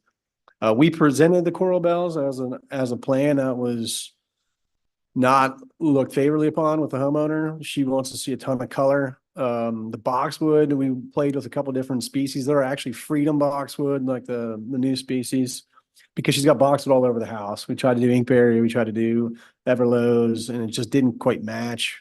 You know, if you look from the street up, you can kind of see the columns. Then she's got a beautiful brick or a stone front that we kind of replicated with those columns. So we're trying to kind of repeat the theme here by putting the boxwood in. And then she does have a ton of color in front of the rose bushes and then speckled in between the boxwoods year in and year out. Very adamant about the annuals. I am constantly having to update, you know, it's too cold, we'll be there next week, you know, but it's and I love it. It's a huge emphasis on it. The idea was to crowd that column. You know, and again, I personally feel that like annual installation should be kind of like an expression of, you know, mood almost. Like, you know, if you're in the purples this year and pinks the next year, there are certain annuals I try to steer away from is because, you know, like regular impatiens would not work there. It's too hot. So we talked about like New Guinea or sun patience, like a blush pink color or a white color to kind of continue with the trim of the house. And then moving into like fall, you know, she wants to do pansies. We put pansies there right now. And, you know, again, I'm worried about dogs particularly. I've been there when dogs have sawn through by and, you know, done their business. So we're trying to stay away from some of the vinca because I see that burnt out a lot of places, and I know it's gonna be a heavily trafficked area. So that was one of the reasons that we were staying away from the perennials and just taste basically. But we did situate the 141 a little bit higher so we can accommodate, you know, the annuals that are get 18 to 24 inches tall and not block and not negate the entire premise of the project. So that was our thought process there. It is irrigated. So we're not worried about, you know, the watering situation, the souls travel bunch. Everything's got to be kind of on automated, which it is. So that was our thought process on that. So I'm here. Anyone want to speak in opposition, in favor? Seeing no one. Questions from the tree commission? Susan? So, Mr. Ryan, Yes. did you talk with the owners at all about a combination of, say, something like a low-growing juniper and perennials, so that there'd always be something there if the four-season planting didn't occur, We you know, did. sort of sequentially? The only thing I could see how that would work is if we did something in the front and then like layered it, you know, did taller stuff in the back. Like if we did Liriope or, you know, Vinca, you know, as like a border, but then I don't know how it would work. I don't know how it would look good on the pillars, just having it on like the back side of it. Cause it's basically what we'd be left to on some of the annual installation. I only have about a foot in between the sidewalk and that pillar. So if I'm putting, I think it should be either all perennials or, and, you know, annuals. And again, I'm not the design guy. I mean, I can't write my own name legibly. So we were trying to figure out how can we mix that and have it look good all year round. I guess if we do the front or we do the border in perennials and then we do the backdrop, that's still going to be open, right? Like there'll still be a space. You know, if we're doing sun patients, we need 24 inches. Well, it's just Front curious back. what Sure. other options might have Yeah. been discussed. So it wasn't this or this. Gotcha. See what it was. So. Other questions or comments?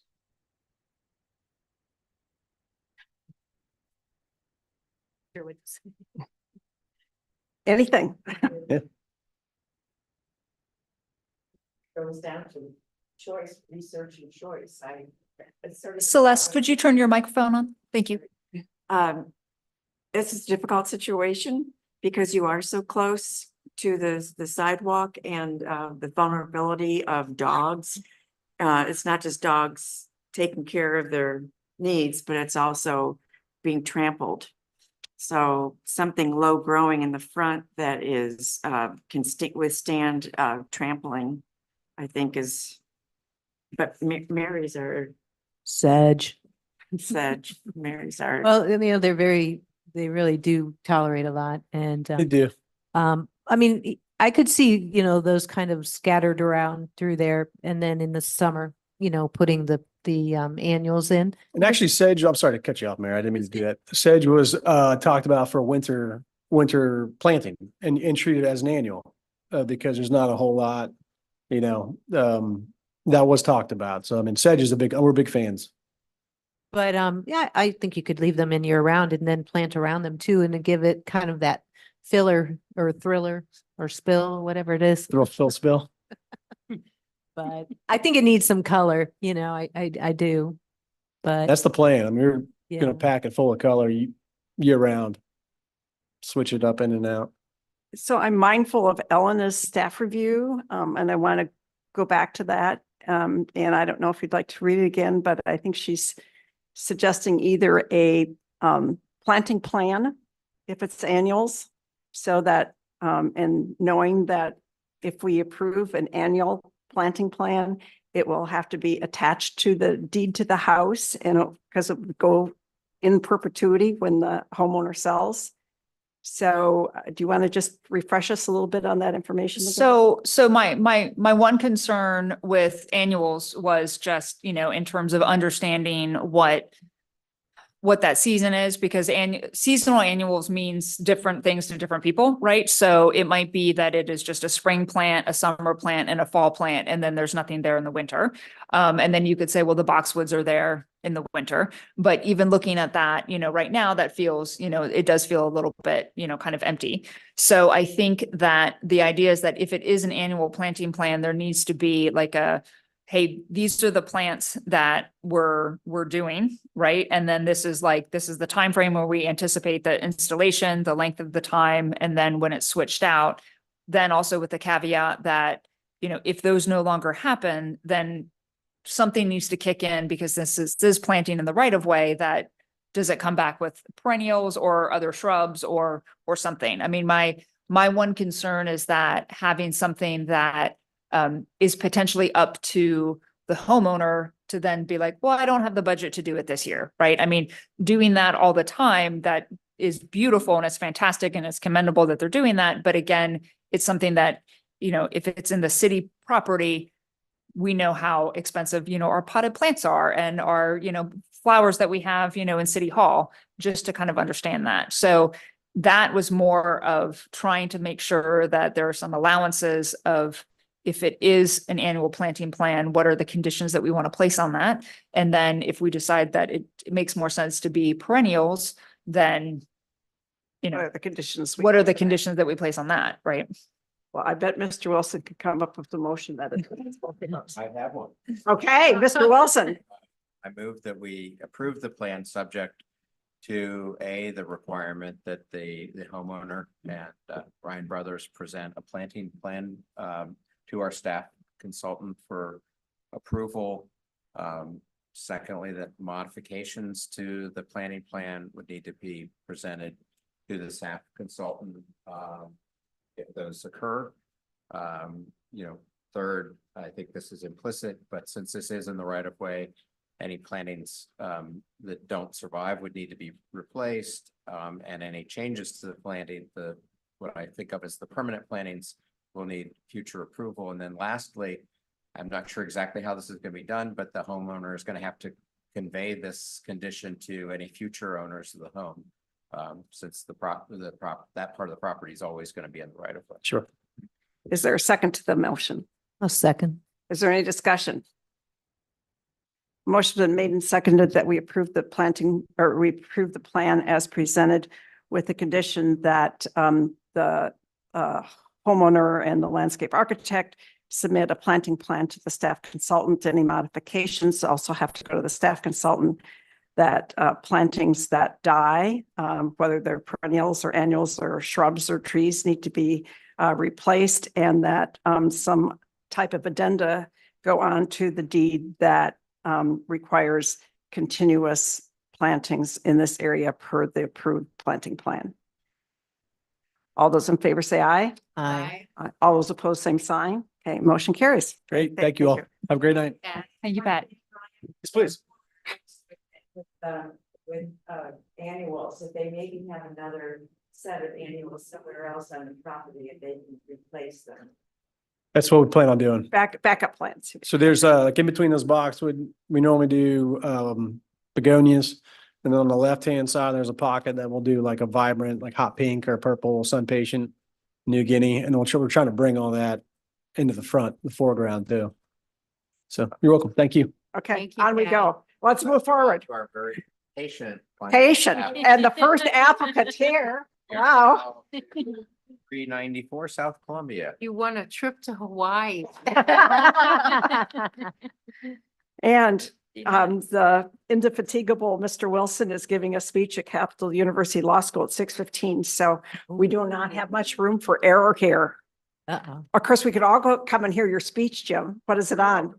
What is it on? Lawyer. Oh. Fired. In 3 easy steps? Alrighty, so our final project of the evening is TPGR 24-3 right-of-way plantings located at 394 South Columbia Avenue. It is a private residence. So as background, this project was originally reviewed under application number TPGR 21-3 as a new build on May 19th, 2021. Wow, like almost 3 years ago. The project was approved as presented. MKSK has been hired to provide an update to the landscape plan, which includes 3 new columns and plant materials in the right-of-way. The installation of the columns is on the 328 BZAP agenda. Since the landscape plan is intrinsically tied to the columns, the applicant has chosen to come to the Tree Commission first to obtain feedback on the proposed landscape plan in the right-of-way.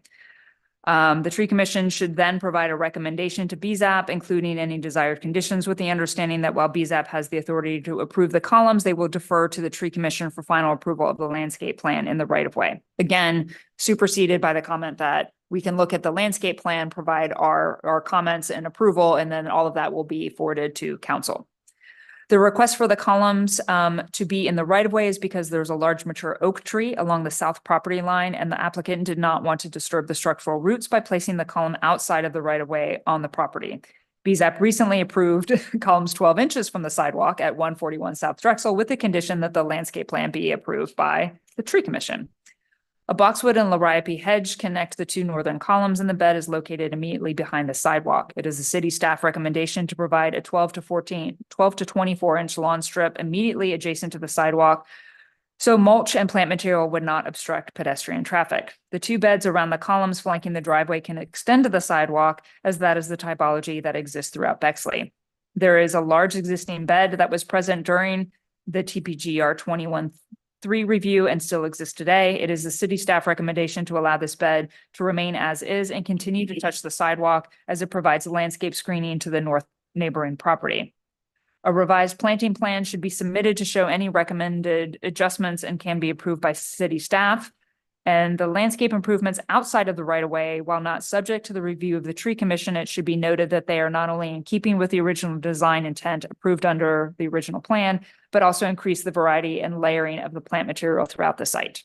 So just as a reminder for everyone, this is what was approved back in 2021. This is the larger bed that I was talking about that continues to the sidewalk. And we are looking at the right-of-way plantings then along here. So then we've got just a couple of street image views of where this is. And then, oh no.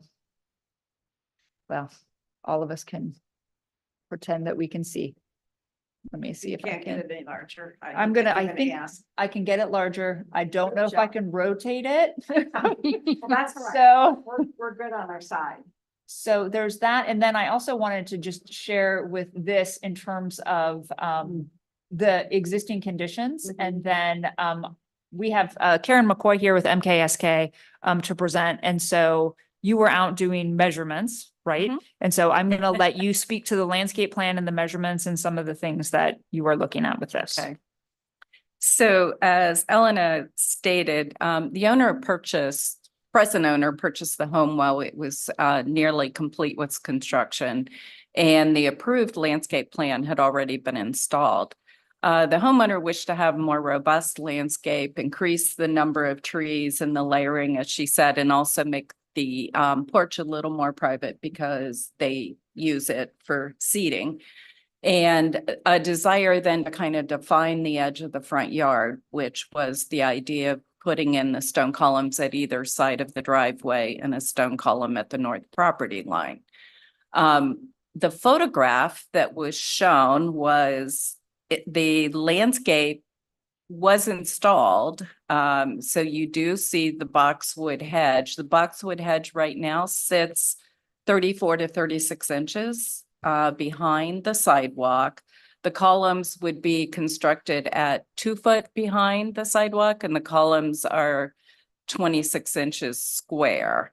And then, so in order to be in keeping with, I guess, the preference of the Bexley Tree and Garden Club Commission in terms of what they recommend, I think with this landscape, if you would be in approval of it, would be that the liriope could simply be moved back adjacent to the hedge, and then we could install the sod strip at the back side of the sidewalk. So that would give you probably an 18-inch sod, 18-inch strip of sod, which could be easily mowed.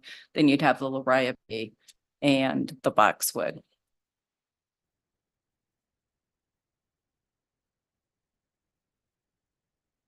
I think it's fair to say there's no one here to Opposed?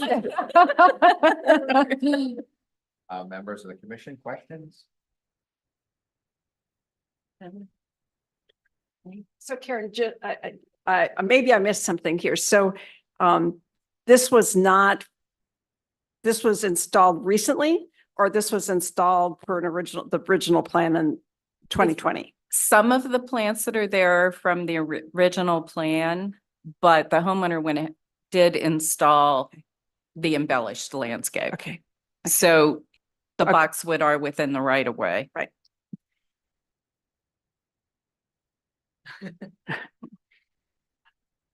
So go ahead. I don't know. I don't know if I should say this or not, but I just don't think it does the home justice. That liriope, especially, it's so scraggly. I realize it's, this time of the year. So moving it probably is a good idea.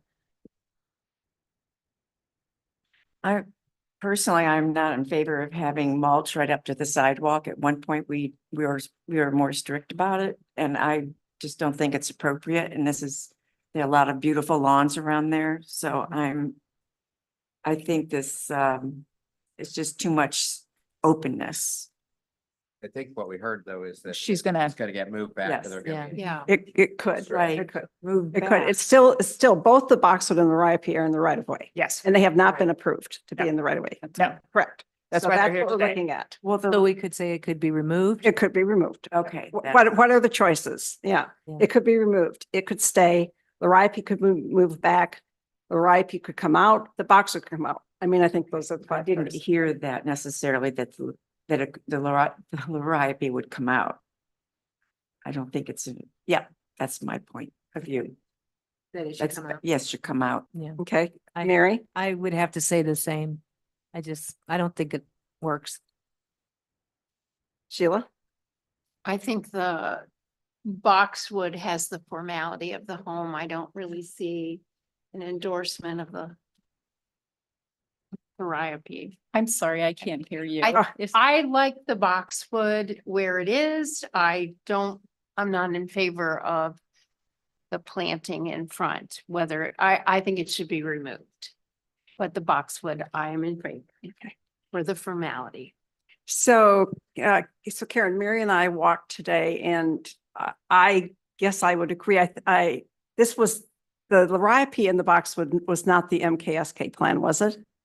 The Liriape and the boxwood, the MKSK plan was for Liriape at the back edge of the sidewalk. Okay. So the plants were not installed per the planting, in the correct location. Okay. Per the planting plan. So it was never,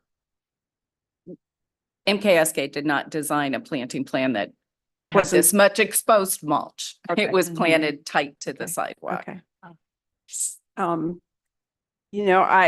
One of the challenges that I find in this kind of planting plan is that it's so close to the sidewalk that it takes your eye away from the house. Mhm. And I think that's a disappointment because the house is quite lovely, sits there very well. And I also worried then about how does that encroach on the right of way? Now, I think the right of way on Columbia is just between the curb and the sidewalk, because that's where we have paper bark maples. So it may not affect this site, but that's what I always worry about when we have plantings, unlimited plantings in the right of way. Now where can we put the trees? I would say that the Liriape has to come out. I would actually say, I think the whole plan would look better if the boxwood had some sort of context with the yard or the lawn. It's just kind of stuck out there, like a flag. And I don't think it works well for the house, with the house or the other plants. Let's move to Mr. Wilson. Well, I think I'm with the rest of the group on the Liriape. I'm more agnostic about the boxwood. It wouldn't be my choice of a plan. And I think the homeowner does need to understand that if they stick with the boxwood, given everything that it's subject to, given that it's in the right of way, they're gonna have to replace it promptly if any of it dies. Mhm. Mhm. Personally, I think the homeowner would be better off reconsidering the plan and doing something that enhances the house. But if the homeowner really is in love with this, I wouldn't force them to take out the boxwood. I would say that Liriape has to go.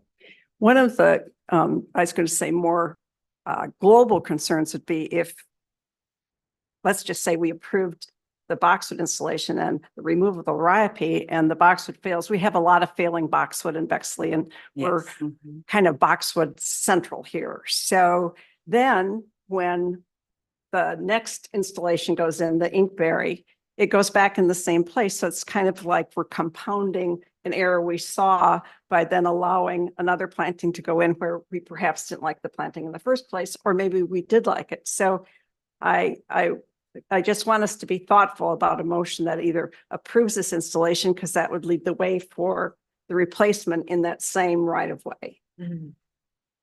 Am I not correct? Yeah. Yeah, yeah.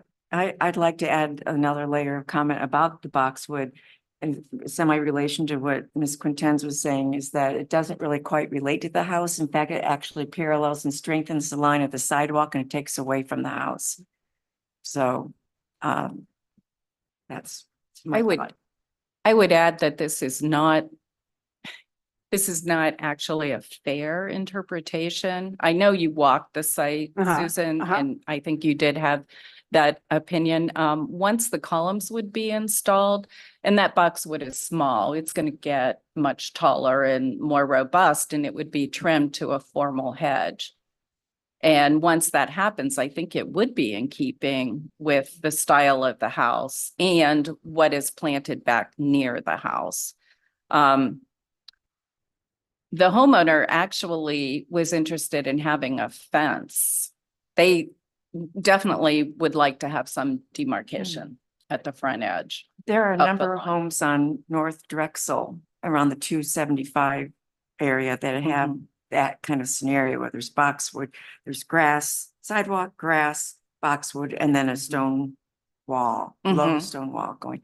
So she might want to look at that and see if that works for her. I know that's going into bigger price range project. So I'm sorry, you're the last one and we're doing columns now, but one of my other global thoughts is by approving plans, are we giving our endorsement of columns in the right of way? I think that's a separate question, and I'm not sure by approving a plan and then making it ready that is a positive or a negative message to the other bodies, because we're not really able to talk about the columns. Right. And so I'm concerned that, oh, they approved the plan, so they must like the columns. Again, Right.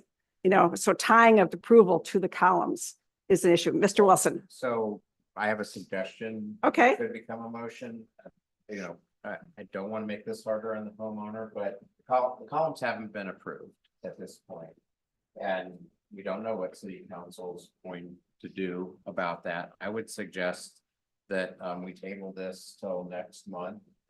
If we will know, I think by then whether, if city council doesn't act that quickly, we can table it till later.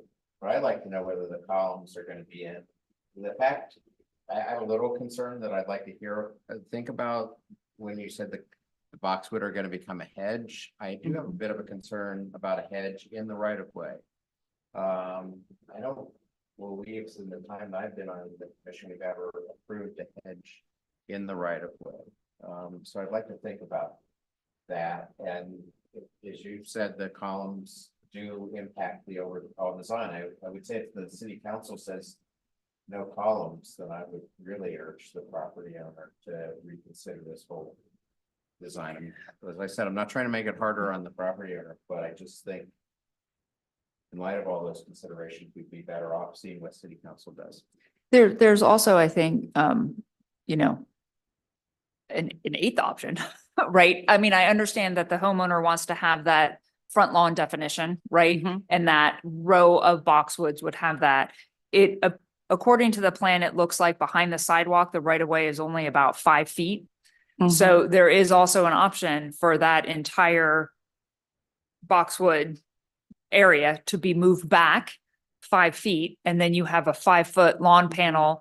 There's no planting in the right of way for a hedge if the tree commission is concerned about that, right? That's obviously up to the homeowner, but that's something that, in terms of not trying to split hairs, but there was a project on Dawson that did come before the tree commission about a year or so ago that they wanted to have a row of boxwoods in the right of way, and the tree commission said no. They said you can put it back on your property line and your bed there because that condition did not exist. Now, Columbia is a slightly different street, right? Because there are existing hedges. So up the street, north up on Columbia in the new build, right? There are a row of taxus and there are different things. And so that typology does exist. It did not exist on Dawson. And that was why the tree commission made that decision. So this has a slightly different ruling, but it is something that, it would set a precedent for future houses to potentially put a hedgerow of boxwoods in the right of way. But it could be something that if the homeowner realizes, okay, well, I didn't understand maybe that I wasn't allowed to plant in the right of way, then what would happen is that if the columns are there and the columns are approved, then the landscape around would also still have to be looked at by the tree commission, but that is a smaller bed than, 100-foot linear bed in the right of way along a If sidewalk. the columns were not in the right of way, were on the private property, would they have to be approved by city council? No. Okay. All And right. I will say, I commend the property owner for its concern with the oak and putting the columns Right. where they are. And that weighs in my consideration. I just think we need to know what city council does before we can really understand. Can't really see it, but it's right there. The big tree that they're talking about is right there. I apologize that it's so dark. Okay, Mr. Wilson, do you have a motion? The application and the action by city council on. Is there a second? I'll second that. Is there any discussion? A motion been made and seconded that we table the application until we have a decision from city council on the columns. All those in favor say aye. Aye. All those opposed, same sign. The motion carries. Karen, I'm so sorry. Thank you. You know, like, no good deed goes unpunished, coming early and being the last one. So but it's good to see you. It was good to see you as you. well. Yeah, okay. Yes, And when you yes. come back, you'll go first. Oh, okay. Okay. So, but I would still like as a commission to talk about, whether or not we as a body want to provide recommendations to city council on the appropriateness of approving installations like columns in the right of way. Yes. Because to my point, all those kind of things, installations, wider drives, flagpoles. What else have we seen there? I was gonna say telephone booths, but I'm not sure that's in the right of way. Really hamper our ability to increase tree clouds canopy. it. It clouds it. It clouds it. It and it's- definitely yeah. clouds it. To me, I don't think, I don't have an issue with any of these columns because these columns typically are immediately adjacent to driveways. Huh? And then usually it's not then in an area where there's a tree that is super close to that. So it might be that that there are a series of things of like, hey, before there's a final approval. Best wishes, Jim. Good luck, Jim. Yeah, break a leg. Go knock it out of the park. The other aspect I do think that city council needs to consider is, like, maybe the whole harmless does this, but making sure that they're actually maintained. I mean, there's nothing worse than a decaying column unless you're trying to create it. Get run into also. Yeah, run into the whole. It's nice to have those visible addresses though. Yeah. Because Bexley does have a problem with that. Yeah. So I do appreciate the columns With the providing the addresses. visible Yeah. address. Yeah. And that typology does exist throughout Bexley, having columns that demarcate property boundaries. It is a very classic, it is a very kind of old Englishy type, kind of feel. And some of the more estate type homes, they have those, right? Oftentimes, I think that some of the homes that are bigger, right? Maybe say in North Bexley, they have the ability and they have the space to kind of pull things back a little bit further from the sidewalk just because they have a bigger front yard. To me, it's more that I don't have an issue with the columns as long as the columns are looked at holistically and are looked at, hey, has this been reviewed by the city arborist? Has it been reviewed by Grant and Spencer? Have they looked at to sort of say like, hey, if you're doing this, we have a tree there, or is it going to impact a tree or not? I mean, I think that this is a very collective kind of, everyone needs to potentially kind of look at it and kind of say like, hey, these are things that we understand that as a tree commission, if it's a structure and it has a foundation, we're not supposed to look at it. But just so you know, where are the utilities, where are the As downspouts? far as trees are concerned, I think proximity to the driveway plays a huge role because in general, we're not planting trees close, trees right? that are within 3 feet of Yeah. a driveway if we can avoid it. Yeah. Because it's not good for the tree. Right? Okay, So- okay, It would be the one then that is marking the property down the road, on the other side. right? Or if you have a tree that you could get in 2 trees and you've already lost the column and the planting bed around the column and it's 3 feet from the driveway or whatever it is, how many feet are you actually taking away? It's just Right. not the It does 20 extrapolate. Yeah. Right. You got 3 feet from the driveway, 24-inch column, a planting bed of 2 feet. So let's see, how many is that? 3, 4, 5, 6, 7. Mhm. And if you do that on both ends, that's Right. 14 feet. And if you plant something 20 feet on center, 25 feet on center. So Ellen, I know that we're not the most important commission on the block, but I'm wondering about trying to bring the people involved with this discussion together Mhm. rather than sending 100 emails to other people and saying, I don't know if it's you, Karen and Kathy, you and Karen, Kathy, Spencer and Grant. Yeah. But I think there should be some understanding of the problems Right. let's just say the opportunities. Right. So I did have a conversation with Karen prior to this meeting just to get her thoughts on this, right? I had talked to Kathy about this and Karen is aware also of this going on because she also understands that oftentimes then a column may or may not be architecturally appropriate to the home, or proportionally may or not be an appropriate design to the home. It might be too tall, too squat, too skinny, too fat, whatever, right? So this is an issue that I don't think it has anything to do with which commission is more important. I think all of us have an important role to play in terms of where our, kind of our areas of expertise are. But I think that this is one where we certainly can all work together and say, hey, here, if this is happening, these are the concerns from the BZAP, these are the concerns from the ARB, and this is the concern from the tree commission. And I think having some kind of holistic, well thought out, kind of just even an explanation, hey, these are things that need to be considered to present to city council, to me makes the most sense, right? So that city council knows that, all three people have talked, right? Right. Aaron, Kathy, and I are all talking about it, but to understand is like, hey, does this impact street tree placement? Because I think that to me, the concern is setting a precedent that everyone thinks that they can do it. And then all of a sudden someone realized, well, you can't because there's a tree there. And then why could this person do it and not this person? Right. So that's where, that kind of, that's a problem too. I mean, so both installations, both Drexel and Columbia already have installations. Those people have plants, those people have columns. right. Yeah. And actually 5 feet, what did we say? 5 feet, 7 inches behind the sidewalk for right of way? I think I will double check with Kathy in terms of what that is and confirm what it I don't is. want to say that's substantial, but it's not insubstantial for planning a state No. tree.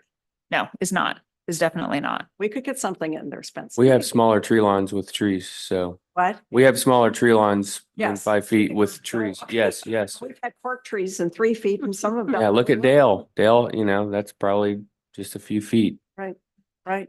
One of the things that Eleanor was talking about is, I'm thinking, trying to keep the scale correct, which is to many people visual, but maybe there is some sort of ratio we could come. I agree with that. I agree with that. A 24-inch column on a 125-foot wide property may be appropriate, Yeah. or maybe not. But then be careful what you wish for, because the bigger the column, the more issues with Exactly. tree size. So, But maybe know. if they were moved out of the right of way. true. Again, to Celeste's point, some sort of ratio. Yeah. Yeah. I'll follow up with Karen about whether or not the homeowner is interested in moving that boxwood installation at the very minimum, just out of the right of way. I mean, Well, I think actually they have to. well, yeah. I mean, it's not approved, right? And just really quickly, one of the caveats would be like, and on Stanbury, someone just put some stone posts up in there. They have gas lighting. And if somebody took a corner or didn't take a corner, right, then you're just crashing into an open gas line Mhm. of sorts. I'm not a professional on that, but that could be dangerous. Okay, so is there anything else to come before the good of the order so we can get Spencer on the road back to Springfield? Or Indianapolis. Springfield. An hour Be away. safe, yeah. All right, our meeting is adjourned. Thank you.